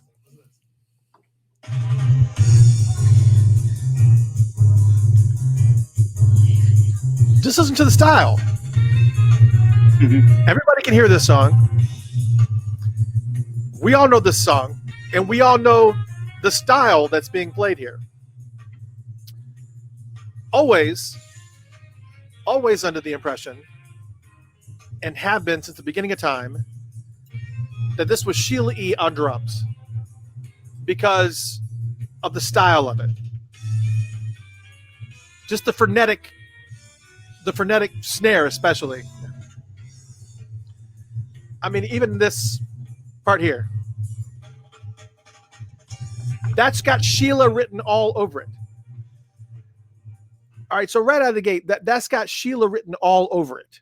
Just it's just the style and the fast. I had no idea, and I'm thinking that Prince Vault's got to be wrong. They're saying that is Prince on drums on the whole entire album. I always thought it was Prince. I didn't think it was Sheila. I don't feel like that. I honestly don't feel like that's Sheila. That there's I don't know how to describe it. There's something a little different about that playing. It's right. It's very technical, but it's also kind of loose. And I don't feel like Sheila was that loose when she played. Well, I've never heard her play that kind of music, so I don't know. Everybody, Jaden's joining us here. Jaden, what's up? Cammie's in the house. Hey, Jaden. I'm sure you don't remember me. Last time you saw me, I think you were half that size. Probably. So she's tall. Yeah, she's very tall. She's almost as tall as me. Wow. It's kind of getting silly right now. It's ridiculous. That is ridiculous. I always thought it was Sheila. Always. I don't know why.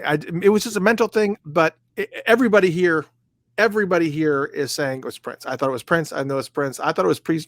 I thought it was Prince. I thought it was Prince. Everybody here thought it was Prince. Love you, man.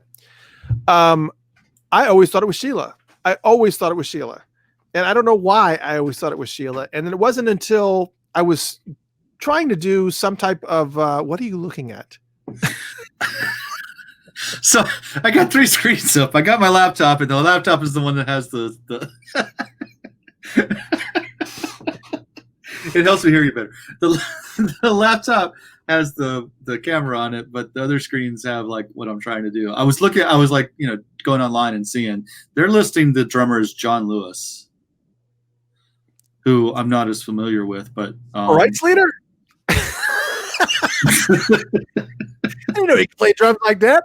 Man, that was good. He got into some serious good trouble. He got into some of the best trouble ever. That's good.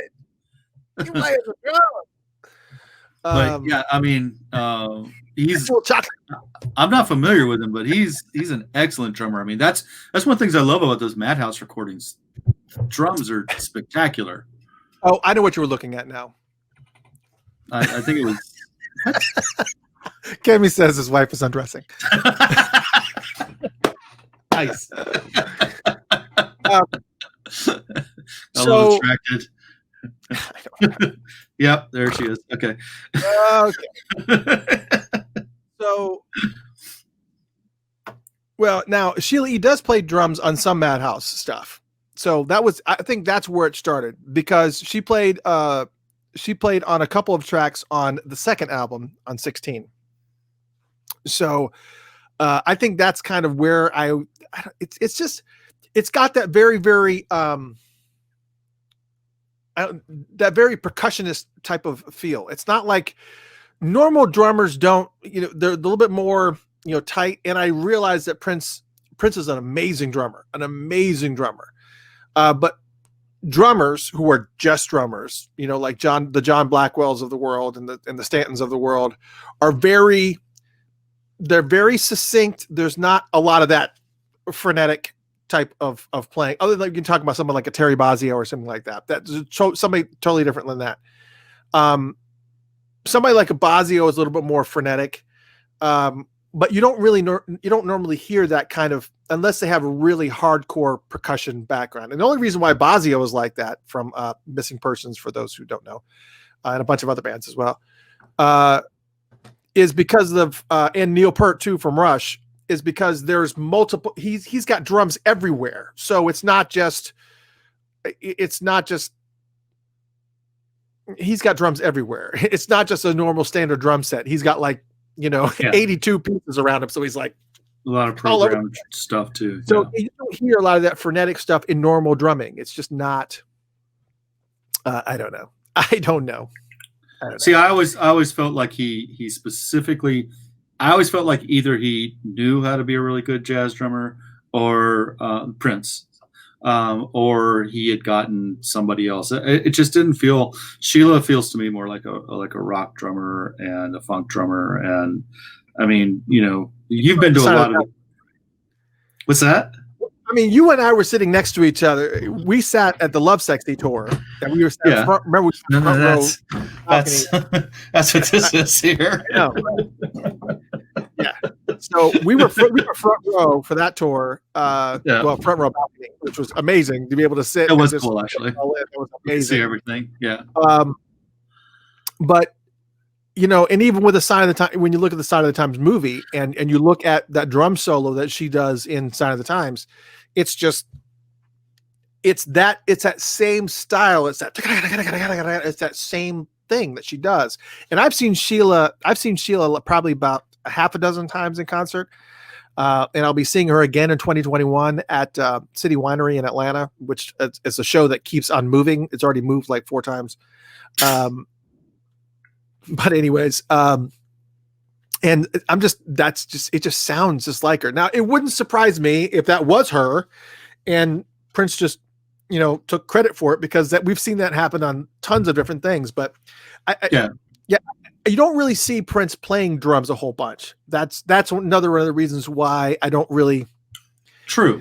That's very true. Say, that's Prince playing drum, because that's Prince's style of playing drums. I don't. Just very rare that you see him play drums. I saw the Tokyo show, the live concert from Tokyo. He was playing on that. That was something a little bit different. I don't know. Anyways, so I was always under the impression it was Sheila E. And then it wasn't until I was considering doing an album chat for Madhouse, for the Madhouse 8 album, but I decided not to, because it's instrumental. So there's not like a whole bunch of background that you have on these songs. So anyways, it is what it is. Well, I'm gonna track down my copy of I either have the CD or the cassette, maybe both. I don't know. Yeah, I know I have the cassette. Down, but I'm pretty sure it's John Lewis. Everything I'm seeing. Yeah, there you go. I do see John Lewis credited for drums again on 16. So if you go to 16, it is Sheila E. plays on Madhouse's second album. Sheila E. plays drums on the songs 10, 11, and 15. And John Lewis, it just says drums, and it says he's incorrectly credited for all tracks, but does not appear. Oh, okay. So I just think there was so much instrumental stuff that was going on during that period, because when I was talking with Eric at the celebration, Eric Leeds, that is, he even talks about it in interviews a lot of times too. He says, there's so much stuff that was recorded during that time that it just all bled together. It's just like literally you were in the studio what seemed like 24/7. It seemed like you went to the studio, you even ate there, you played, you jammed all day, you went home, maybe slept for about 4 or 5 hours, and you were in the studio doing it again. And that was going for weeks and weeks and weeks and weeks. And to the point where everything just kind of ran together. And just like some people got credit for things that they weren't even on it, and other people got credit for things that didn't get credit for things that they were on. And we saw a lot of that. Here's our producer. I'm reading this out. In addition to Sheila E., Levi Seacrest Jr., and Dr. Fink, all of whom were part of Prince's live band, the album credit, the second Madhouse release listed a fictional drummer named John Lewis. Well, that's interesting. There you go. So it probably was for the civil rights. He probably just said that. Who knows? Yes, Scott says, hope there is vault footage of Prince on drum. Actually, there is. You can go to YouTube and you look for Prince in Tokyo. The Tokyo shows in 1980. No, it wasn't that. It was 9. It was a Tokyo show. I don't remember which year it was, but it was a Tokyo show, and he opened the show playing drums. So you can see the whole entire concert on YouTube, and he's actually sitting behind the drum kit. And that's how the concert starts. It starts black, and then blue lights come down on him, and he's playing drums, and that's him playing. I'm sure producer number 2 will locate that YouTube video. What am I supposed to be looking for? what am I supposed to be looking for now? Live in Tokyo, and he opens the show playing drums on it. So it's like the whole. You can do Prince Tokyo concert, whole show. I don't know. You don't have to do it. I'm just saying. While you're doing that, though, since you're doing it anyways, let's talk about some other things that are happening. Just because I want to be just I want to make sure that I'm covering this. A great online Facebook group. Craig, I think Craig, are you in here? Is Craig in here? Craig Alexander, are you in here? Prince Day Houston. For those who don't know, it's a Prince fan group in Facebook called Prince Day Houston, Prince Day HOU. I think that's facebook.com/Prince Day HOU. They're actually doing a very, very cool event on December 10th. That's Thursday, December 10th. We could probably talk about it again next week as well, a couple days before the show, but they're actually doing a free Princemas event. I'm going to have to do some research, Craig. Do some research to kind of understand where you got the term Princemas from, because it seems like you probably stole it from me, and not really too, thrilled about it. But last time I said Princemas, there's people that got upset. It was like, Princeton celebrate Christmas. You shouldn't call it Princemas. Princemas was like, where do you stop nitpicking? And oh my God, give me a break. He absolutely celebrated Christmas. What are you talking about? He might have, It's funny that all these people are quick to take Christmas holidays, even if they don't, I'm not a Christian, but I'm going to take those days off. Anyways, Prince Day Houston. Everybody has a day off anyway. What do you mean I'm going to take those days off? No, you can refuse. You can say, hey, I'm going to go.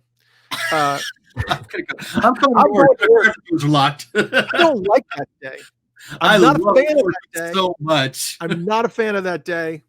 I'm going to work. Open these doors right now. Princemas2020.eventbrite.com. That's Princemas 20 and then 20 spelled out. So it's Princemas 2020 TWENTY.eventbrite.com. It is called Another Lonely Christmas Holiday Showcase, and they are going to be having all kinds of cool stuff. And it's a free event. It's free. You can go for free. You just got to get your tickets, though, and make sure that you can get in. It's Princemas 2020.eventbrite.com. That's BRITE.com. And I'll probably have to type that out. I'll just do that. Just a Princemas 2020.eventbrite, BRITE.com. You can get your tickets there. And there's going to be DJs, special guest, Jelly Bean Johnson is going to be there as well. Ooh, took forever to find that one, man. I got to tell you, that was rough. Did you find it? Yeah, it was rough. Oh, wow. You actually found it. That's awesome. I know I can do stuff. It's crazy. Oh, well, yeah. So, you found the Eventbrite thing. Yeah. That was what you want to see. What do you want to see? Prince opening the Tokyo show on drums. Cammy, get back here. I can't do anything to help you out. All right, there it is. Another Lonely Christmas, December 10th, 2020, 7 p.m. Central Standard Time, Houston time, obviously. Another Lonely Christmas with DJs. Marcy is like, how much wine have you had now? Not much. Just I'm still on my second. I'm still on my second mug. Just two. It's just two. Second is, a very. Judge me now.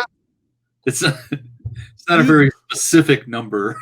You're judging me. Anywhere between 3 to 7 counts as second. You're judging. I just had to mind your business. I got a big buzz in my ear. Princemas 2020.eventbrite.com. Again, those are all the people that are going to be there. I'm looking at all the DJ stuff that's going on. Jelly Bean Johnson is going to be there, which is going to be awesome. Cool. Now, why is it free? Well, because they want you to come in the door. Because and also, here's something also really, really cool that's happening with that as well. The artist, remember Le Petit Prince, the artist Troy Gua. The artist who does all the Prince dolls that puts them in different positions and stuff. The little Prince didn't like that too much. I don't remember Prince being a big fan of that, but it was great. It was so funny because we all thought it was great. But Troy Gua is going to be there, and he's actually doing unveiling of his next work at this Another Lonely Christmas. So you definitely got to see that as well. Very awesome, very, very awesome. And again, Princemas 2020.eventbrite.com.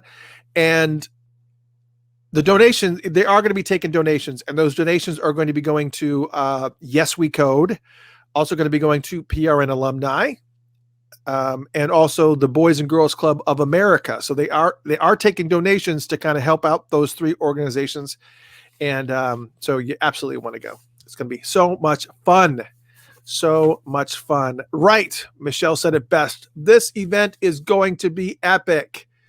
That's coming straight from somebody from Houston. Oh, cool. Now we know.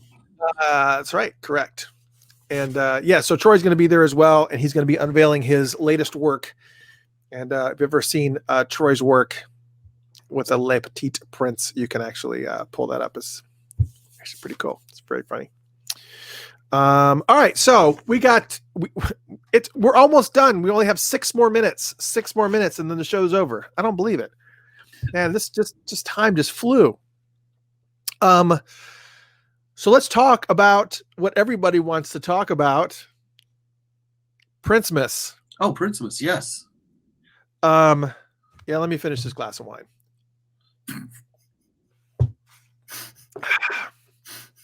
Princemas. So everybody enjoyed Princegiving, obviously. I'm assuming you did. I didn't get any emails that said, don't ever do that shit again. Princegiving was all of Prince's music in chronological order that we had. So we did albums, and this time around, I actually incorporated, which a lot of people loved. We got a lot of good responses about The fact that I incorporated Sheila E., the fact that I incorporated Morris Day and the Time, the fact that I incorporated, I just incorporated a lot of different stuff. And so that was fun. Princemas is a whole nother ball game. Princemas is where we actually do every single year that he played in concert, starting in 1979, I think was when the first live concert recordings that I have, which was not like an official one. Anyways, it's like 1979 and 1980. Every year we'll do a concert from every single year all the way through to 2016. And so we'll play a concert from 79, a concert from 80, a concert from 81. You get it. But what we're doing is we're actually mixing it up. So we'll play a concert from 80, and then we might play one from 1995. And then we'll maybe go back and maybe do a concert from 1986. And then maybe we might do like a Third Eye Girl show from 2014 or 2015. So we're going to be bouncing back and forth. And the reason why we do that is because if we played, even if you do it year by year, there's a lot of redundancy in those concerts. No matter what order we do it in, you're going to hear the Purple Rain. You're going to hear the song Purple Rain a lot of times, no matter what order we do it in. So just know that going forward. But it's a lot of fun because I actually have I actually have a source now that I will not divulge. But oh look, wait, there's another. Oh, this is something that's happening right now. The NPG is doing a show on Zoom on December 5th for $20 per person. Cool. Terry, do you have a link to that? I did not hear about that.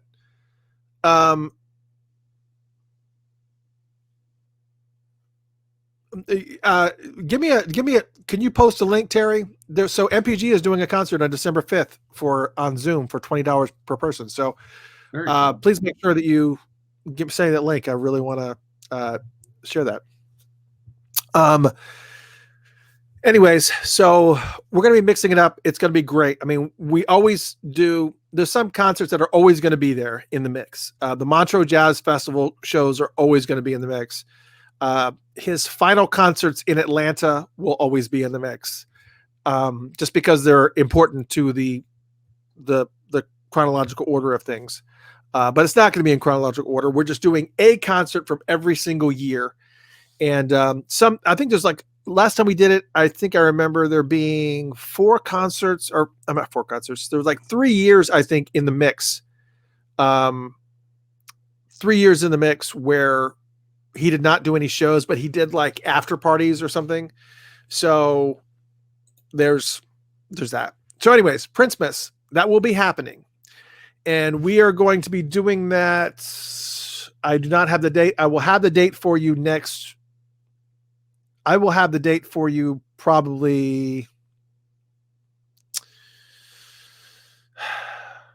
What I wanted to do is I wanted to make sure that we were going to be able to do it through the Christmas holiday. And so I think it probably will start December 19th is probably when it's going to start. Same setup as last time. We're going to start it at noon on December 19th. And then we'll run it through. And then once we do, we'll do it again. Same exact shows. We'll do it again. Same exact layout as we did originally with Princegiving. But then I think what we'll do is that on the 28th, that week of the 28th going through New Year's Eve and then the weekend after New Year's Eve, we're going to flip the switch and play 24/7 Prince all the way through New Year's Eve because that's what you guys want. So we're giving it to you. So Princemas is coming and it's going to be quite an undertaking. So I hope you guys are ready for it. It's going to be a lot. So if you guys are huge Prince fans, then obviously you don't want to be anywhere else. If you want to hear nothing but funk, then you need to tune in before those days. Because if you want to hear all the other stuff, you need to tune in before those days, because then this is when everything kind of goes haywire. because this is Princegiving and Princemas. This holiday season where we do this massive undertaking, and it's quite a bit. And so there it is. So there is all of our announcements. Oh yes, Alfonso's here as well. Alfonso's going to be having his deal at every year. Well, until we just got done doing this year, unfortunately. Every year, Alfonso does what's called a star party in Minneapolis, and he's sometimes, I think it's been at the Poorhouse, I think, every year, but it's in Minneapolis. And of course, with the pandemic, we had to move it. Well, he had to move it, not me. I didn't have anything to do with it. Because you weren't available. Every time I try to call somebody over to help me move, they're never around. Just let me hear the same way. Yeah, that's me. But anyway, so Alfonso is doing his star party April 21st, 2021. So hopefully it will not have to move again. But as it stands right now, Alfonso is going to be doing his star party 3 at the Poorhouse in Minneapolis on April 21st, 2021. So also put that on your calendar as well. But do not forget about the Another Lonely Christmas holiday showcase that Prince Day Houston is doing. Again, that's Princemas 20. That's 2020 spelled out. Princemas 2020 spelled out. .eventbrite.com. BRITE. Get some tickets there. They're doing so. The donations go to Boys and Girls of America, and also it's a PRN alumni, and Yes We Code. So all those things, and it's gonna be a lot of fun. Man, Rob, thank you so much for joining me tonight. Yeah, glad to do it. I found Prince drumming. Yes, I saw that you. I saw that. So, this is one of Troy Gua's really interesting little.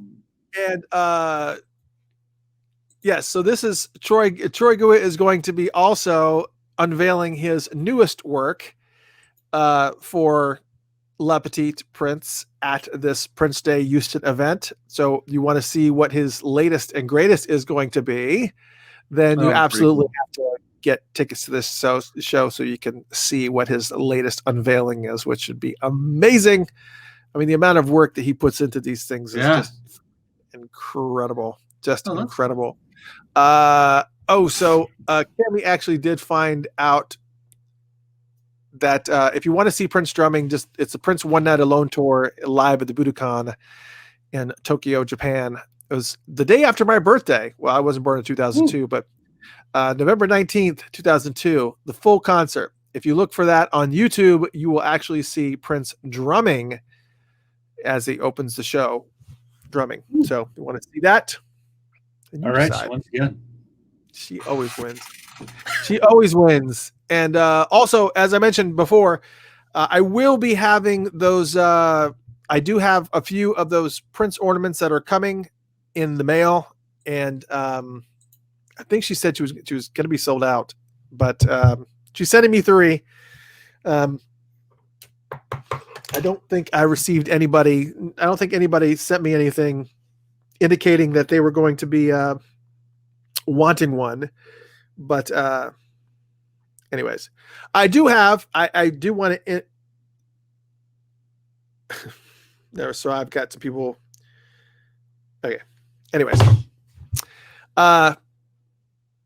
text messages and whatnot. So now I'm kind of too late on some things. Bootsy just sent a text. Actually, Bootsy just sent an email. He has a brand new. I guess he actually now officially has a. Here, I'll show it to you. That is the.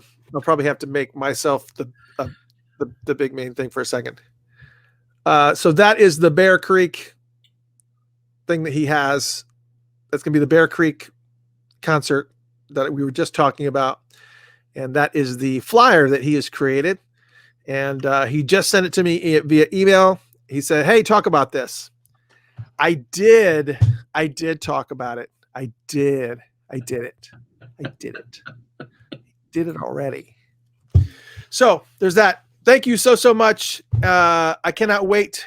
Rob will be an ongoing part of the show. It makes it go so much easier. Oh my God. When I'm having to do this by myself, I feel like I'm just flying by the seat of my pants. And especially if I'm drinking, then forget it. Oh my God. It's anyways, but thank you guys so much for tuning in. We're going to get back to the music now. And if you guys have anything that you would like to discuss, feel free to shoot us an email at shout@funkatopia.com. That's shout@funkatopia.com. We actually had an email, and I can start it back up. We still have it. It's ilovefunkedup@gmail.com. ilovefunkedup@gmail.com. And I will give you guys, I'll give Rob access to it. So if you want to, talk to Rob or talk to any of us, we'll both have access to that email. So it's ilovefunkedup@gmail.com. And so there's that. All right, guys. Thank you guys so much for tuning in for another episode of Funkatopia Live. Next week, I have no idea what we're going to be talking about. I'm sure there will be more Prince news and whatnot to share. And of course, we'll rehash some of those things that had not happened yet, like the Bootsy concert and Prince Day Houston. And but I did not see any link coming through. But if you look for that MPG show, MPG is doing a show on December 5th, which is going to be what? That's Saturday? Is that when that is? That's yes, Saturday. So MPG is going to be doing a show on Zoom on Saturday. So be sure that you go to their Facebook page. If you go to look for the NPG on Facebook, you can certainly find more information on that show on December 5th and get tickets and go see it because they're really good in concert. They're really, really good. Really, really good. I think who's in the band right now? I believe Sonny Thompson is in the band now. Obviously, Tony M is in the band. Who else? Morris Hayes is in the band, obviously. So a bunch of great artists are still in MPG, and they're incredible to see. Who else am I missing? Yeah, there's tons of people. Anyways, good night, everyone. Thank you, Rob. Thank you for joining us. Another shout out to Scott Goldfine. Thank you so much for joining us, and hopefully we'll see a lot more of him as well. Let's do a little bit of If I Could Get Your Attention, and then we'll be playing music till 2:00 in the morning Eastern Standard Time as far as Prince is concerned. Good night, everyone. Thank you for tuning in to Funkatopia Live, and we'll see you guys soon at some point in time, I'm sure. Facebook, we're going to hang out with you for at least another couple minutes at least. Talk to you soon, Funkatopians. Adios. So,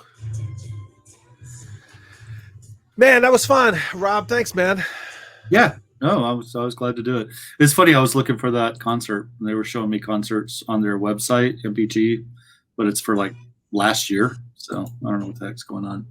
Yeah, no, I think we can still look for it. But everybody here in the chat room, thank you guys so much for hanging out with us. It's been a lot of fun, and there's some topic that you would like for us to discuss. Just let us know what it is, because we'll talk about it for sure. We're always looking for stuff to talk about, for sure. So, Rob, yeah. What? You good? What, me? Yeah, sure. I'm not used to being visible. When I do Zoom stuff, I usually don't show video, so this is different for me. All right, Cammy, I'll make sure I get you Rob's address too. He was drinking a big gulp of Coke or something like that, so it wasn't even anything that was. I had added some stuff to it. Oh, you added? What'd you add to it? Vodka. Oh, vodka. So you? Oh, all right. Yeah. So all right. That explains a little bit of how strange I am, but I'm I don't really need that. Coke and vodka, that's Coke and vodka. Doesn't have a name. It doesn't have a name? Like orange vodka has a screwdriver. It's the alcoholic's drink of choice. I don't know. All of them have names, like Bloody Marys and screwdrivers and Manhattans and whatever. So Coke and vodka doesn't have a name. It's called expedient drink. I don't know. Maybe we need to create one. We need to start a thing. Yeah, we need to Coke start. and vodka. I don't know what we call it, and it was vanilla Coke too. So that I don't know if we need to add. Cami said she's going to send you some local vodka. Ooh, where's Cami from? I could look that up, but she'll be a lot quicker. Yeah, where are you from? Right, doesn't it? I mean, it's vanilla Coke and vodka sounds good. Okay, so I'll give you a little trick though. Make sure if you have it, make sure you put just a couple of drops of some type of citrus in it. I usually just use lemon. You could use a little bit of orange, or a couple drops of CBD. That always helps. But something like that, because that helps to kind of make it mix together better. And yeah, it's good. He's in Indiana. Just a couple of drops. Indiana. Yes. Okay. I don't think I've ever had Indiana vodka, but okay, I'll try it. I'm sure they made it there. I'm sure it mixes with vanilla Coke. I know they buy it there. I know they buy it there. I didn't know they make it there. Cool. I'll try it. Great. Yeah. Well, this wine, the Oliver wine, is so good. She sent me this Oliver Cherry Moscato. It's really good. Oh, that sounds good. It is. It's really, really good. It sounds a little too sweet for me. This is where I'm at right now. Those what's the Sweetwater makes that IPA with called 420. Bob Schneider koozie. Bob Schneider. That's we need to get more Bob Schneider on the. Yes, we absolutely need to put some either that or some Bob Schneider. I'll help you out. Yeah, we need to add some Bob Schneider in there. The especially the scabs. The scabs. Yeah, Bob Schneider definitely. I'm trying to help you, man. I need it, man. I need it. I need help. I need help. Yeah. Marcy says I'm drinking Seattle cider spiced peach. Wow. That's it.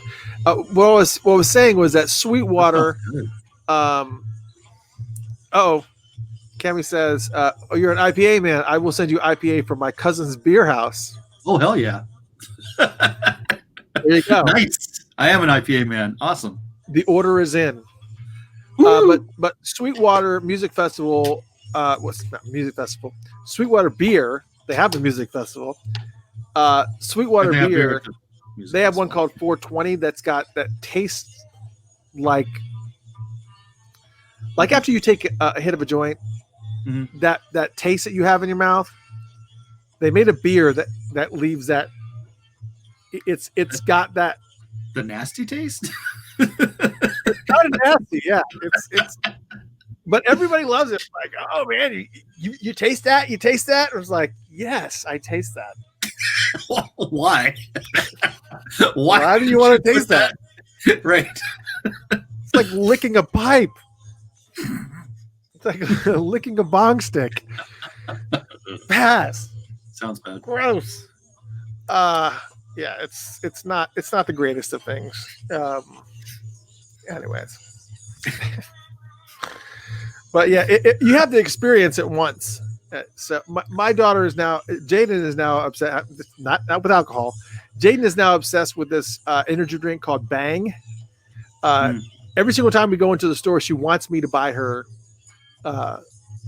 this energy drink called Bang. Now, Jaden's already off the wall. She's already.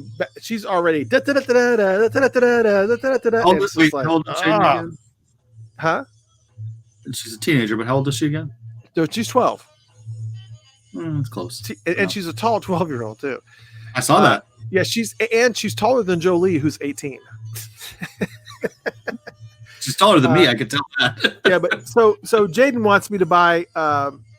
Jaden wants me to buy her this energy drink called Bang, and I am like, this is like rebel, bang, bang. I do not. I can't. Gosh, this short in this cord is making me nuts. You guys can't hear that buzz. It's in your head. It's in your head. I guess it's just only in my headset, and that's it. But yeah, it's an energy drink, but it's like this high octane energy drink. So it's like Red Bull times 2, and it's like, no. No. Where was you're 12 to make your heart explode? No. Well, her heart probably won't explode. I mean, our hearts would explode. Right. She'll probably be fine. Right, exactly.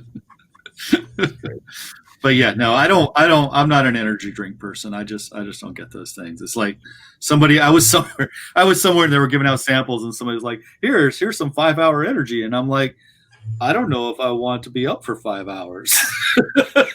What time is it? Right. It's like, well, don't give me 5-hour energy. I might change my mind. I want to take 7 o'clock at night. Why would I want that? Right. So whenever I'm like really I'm a member of Sam's Club, and whenever I am in a slump in the morning, I do this stuff. I don't know if you've ever seen this. Energy B12. Okay. It's Zip Fizz. I used to take B12. Well, this is called Zip Fizz, and it's got B12 in it, but it's also got Cocaine. other stuff in it too. I don't know what it is. Yeah, I don't know, man. I just but it's small. It's really good. Weird. Yeah, they're like little teeny small things like this, and they're carbonated a little bit. So you add them to your drink and it like fizzes. That's why it's called Zip Fizz. What kind of drink do you add it to? Water. Okay. And it makes it Fizz. Is it? Well, yeah, it makes it fizz, but they have different flavors. Like this is fruit punch, but they also have grape, which is the best one, and lemon lime, which is pretty good. But it's also expensive too. This box, if you were to buy this box, which has 20 of those tubes in it, would cost like $25-$26. But they had this on, which I would not. Drugs are expensive. I would not buy it because I was like, no. It's a chemical in a tube. I'm not spending more than $1 a pop. So I guess they are. I guess it's a very weird thing to say. I just want to tell you. I know. I'm sorry. I do not spend more than $1 for my tube chemical. Okay, so they obviously discontinued this size or this packaging size, and they had this on sale for $13. So I bought 2. Which is within the parameters of. It's in the parameters of $1 a tube of chemicals. It's $1 per chemical. I remember that about you from when we were younger. It seemed to me like you would pay more for your chemicals when I was younger. No, other people bought the chemical tubes. And I just other people bought the chemical tubes and I just partook. Yeah. I was very rarely a buyer of chemical tubes.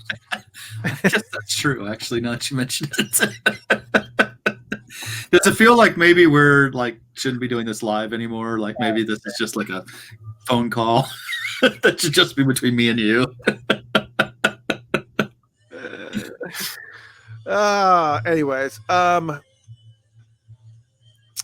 Anyways, so there's that. So I was reading. So remember, Zip Fizz. Remember, only partake, do not buy. And if you're going to buy, don't spend more than $1 per chemical tube. I agree, Cammie. I don't think anybody should drink Bang. Anyone, really, no matter what age you are. Mark is begging us to stay on. Just say, no, this is great. Whatever we can do to make you feel good about yourself. Right. And your life decisions. That's what we're here for. So, for a little bit of history, since you guys are here, we're not doing shit. I've known Rob since I was 13, 14. That's too young. Really, is it? That's too young to know. It is because you were not that young. We were in. You're right because I did go. We were in high school. We were like. Right. I saw Purple Rain. I saw the Purple Rain concert. Juniors. I saw the Purple Rain tour in Atlanta twice, and if you weren't with me, then you weren't in my life. I only got to see that. If you were with me, because if you were with me, you would have been at I those would've shows with me. Yeah. No, I only got to see that show once, and I had crappy seats because it was the only thing I could get. But it was also kind of cool because I was behind the stage, so I could see all the. What the hell are they? The things that they brought on stage, the different sets and stuff, and When they're throwing tambourines out and stuff. Yeah, and like the before they brought it out, I was back there and I saw the bathtub and all that stuff, and I could see all those little set pieces back there. And I was actually thinking earlier when you were talking about all those different people who worked with Prince and how PRN is helping them. What is it called? PRN alumni. Yep. PRN alumni. And I was thinking about that earlier, and I was thinking maybe the guy who had to clean my gum out of Prince's bathtub, maybe he'll maybe my donation. What's that? Lucky they didn't have DNA testing back then. Right? And I don't know why I did that still. I was like behind the stage and right at the edge there, and just so happened it was at the Omni, which doesn't exist in Atlanta anymore. And I just had gum, and I was like, I felt like I wanted to be a part of the show. And you took your gum and you threw it into Prince's tub. Literally dropped it. I didn't even have to throw it. It was like it was right below me. Yeah. And actually when he brought it out, it was kind of funny because, he just like, he likes to step into the tub and everything, and be all sexy, but he was like, and then he was like, got it in the tub. So it's like, yeah, no, he's.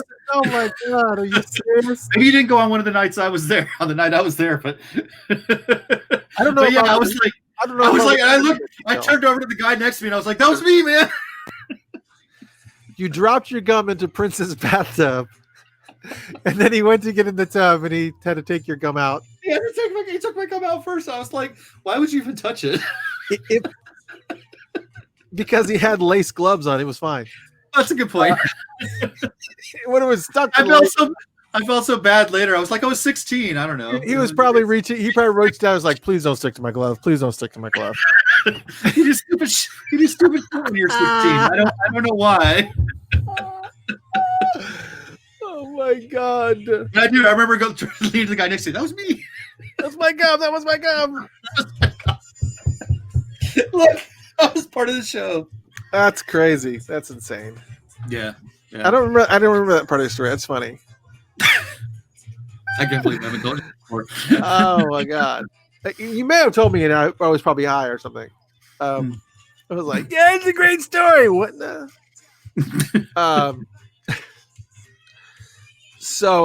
Anyways, that's all. Yeah, right. You have nothing. We could have been at the same show. I mean, there was 5 shows. There was 5, and I just may not remember that detail, but there were 5 shows, and I was at 2 of them, so there was a 40% chance that I was there. All right. Prince had your gum in his hand. Right?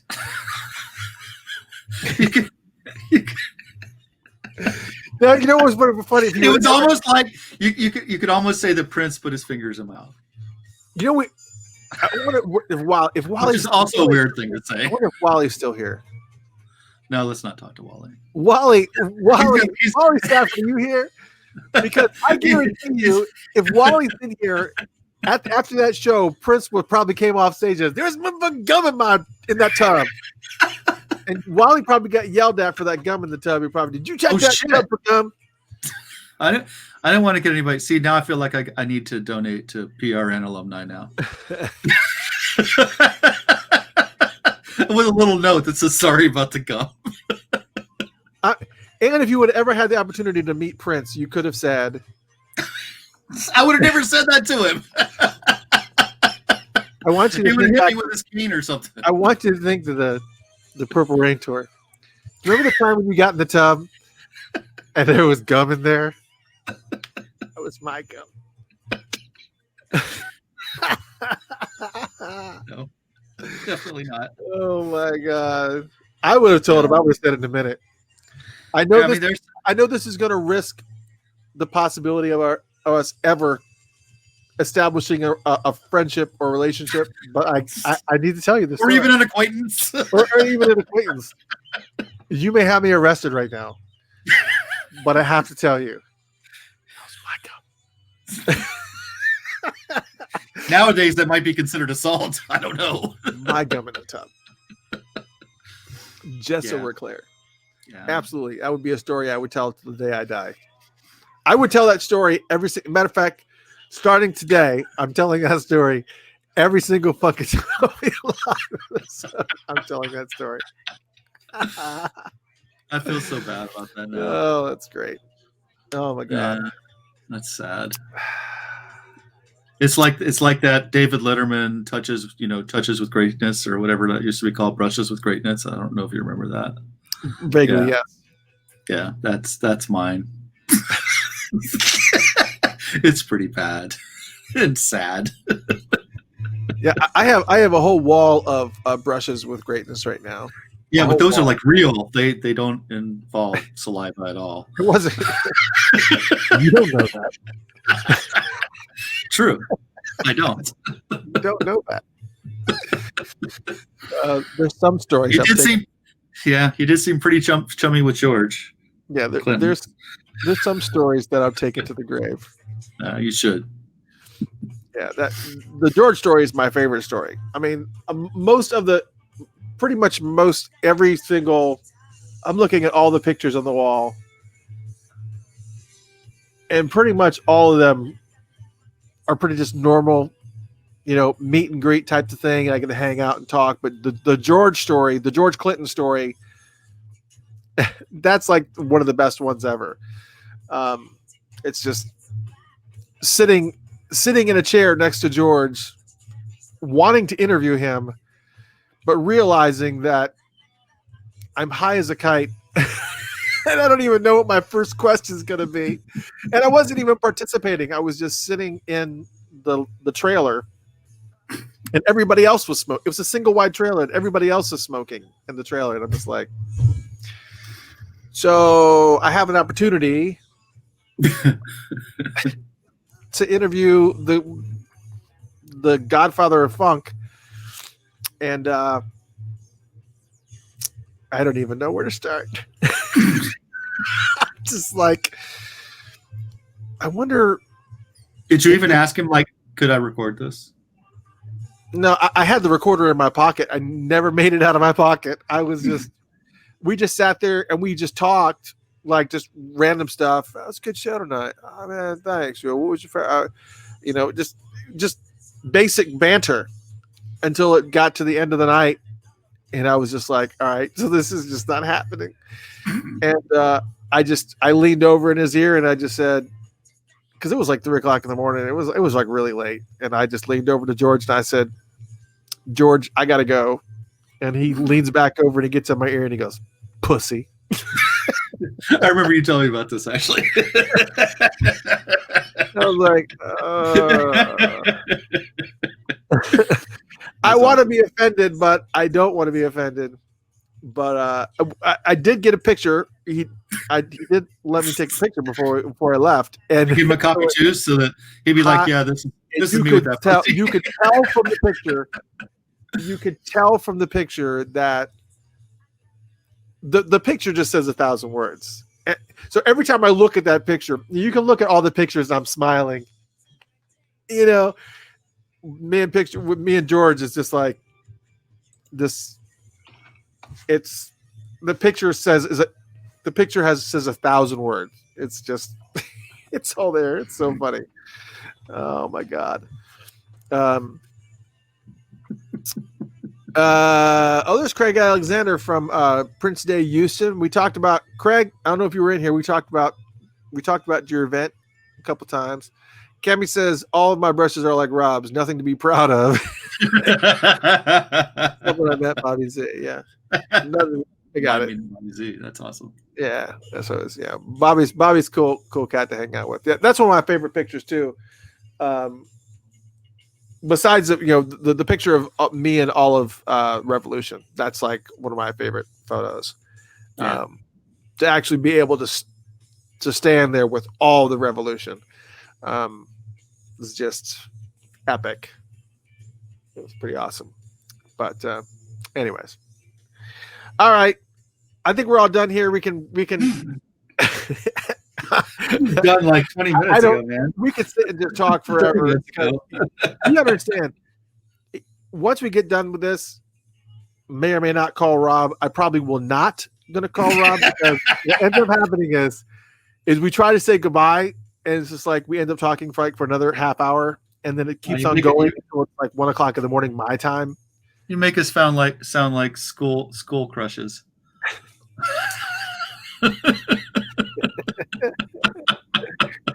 I'm with Adriana. She says, "Gonna call it a night." Yeah, we need to do the same thing too. Yeah, we don't have any specifics on. We don't have any specifics. Yeah, I've been looking for that. I'm trying to track that down. If we find any specifics, we will actually track it down. Yeah, we'll put it up on Facebook for sure. But good night, everyone. Thanks for hanging out for this post party and whatnot. I hope everybody had a good time. Yeah, we'll post it. Remember, the Tori Ruffin interview is now finally up there, and we need to watch it so that we can push down that old interview. So we can make that one push down the older interview because he's, it wasn't a great moment for him. I thought it was a great interview because I thought it was hilarious, but he was just like, "Oh, it's not my finest moment." Let's see if we can push that one down. That would be great. So, anyways, all right, everyone. Good night, Rob. Thank you once again, Scott Goldfine. Yep. Thank you so much for joining us. I know you're not here anymore, but okay, Scott. Funkandstuff.net, funkandstuff.net, and then of course, obviously, make sure that you go to there and buy his book and check it out because you can. And support PRN alumni. We'll be talking about Princemas some more, and I will actually. I'll come up with some type of prize package for somebody. It may be, I don't know what it's going to be. Maybe some old vinyl or something. I don't know. Don't even think about it. Don't even think about it? I mean, for them. I mean, you should think about it for sure. But yeah, you guys don't just see. The Royal Jewels is a pretty intense collection. I mean, it's vinyl, and it's just concert stuff, and it's not. I don't even know how I got it. I think I stole it from somebody. Actually, I think somebody let me borrow it, and then they disappeared out of my life. But it all evens out in the wash because I can't tell you how much stuff that I let people borrow, and it's gone. I can't think of all the fixed stuff that I had. All the I know what happened to some of it. This shirt, perhaps. Was that my shirt? It is. It is your shirt. You and I went to the same concert. We both bought this shirt, and at the time, I was a lot smaller than I am now, and I got a small, I think, and you got this. I think this is a large, and you got a large, and so I wore the small. At one point, when you and I were roommates, you moved out and you left this shirt. And like over the years, I grew into it. So now it's my shirt. As I said, it all evens out in the wash at some point. Right. Good night, everyone. We'll see you next week on Tuesday night. We'll come up with something. Maybe we'll actually be able to get Sheila E to actually show up and talk about Sheila E TV. We'll see. I'm gonna keep working it. And I saw a couple people ask about John Legend. Still waiting to hear back from his manager. John Legend was supposed to be on the show, I guess a couple months ago, and then of course he had that tragic event happen in his life, and so now he's finally starting to make some rounds again. So we'll hope to get John on the show. We're working on that too. So good night, everyone. Adios. Night. See ya. Talk to you soon. Good night, everyone.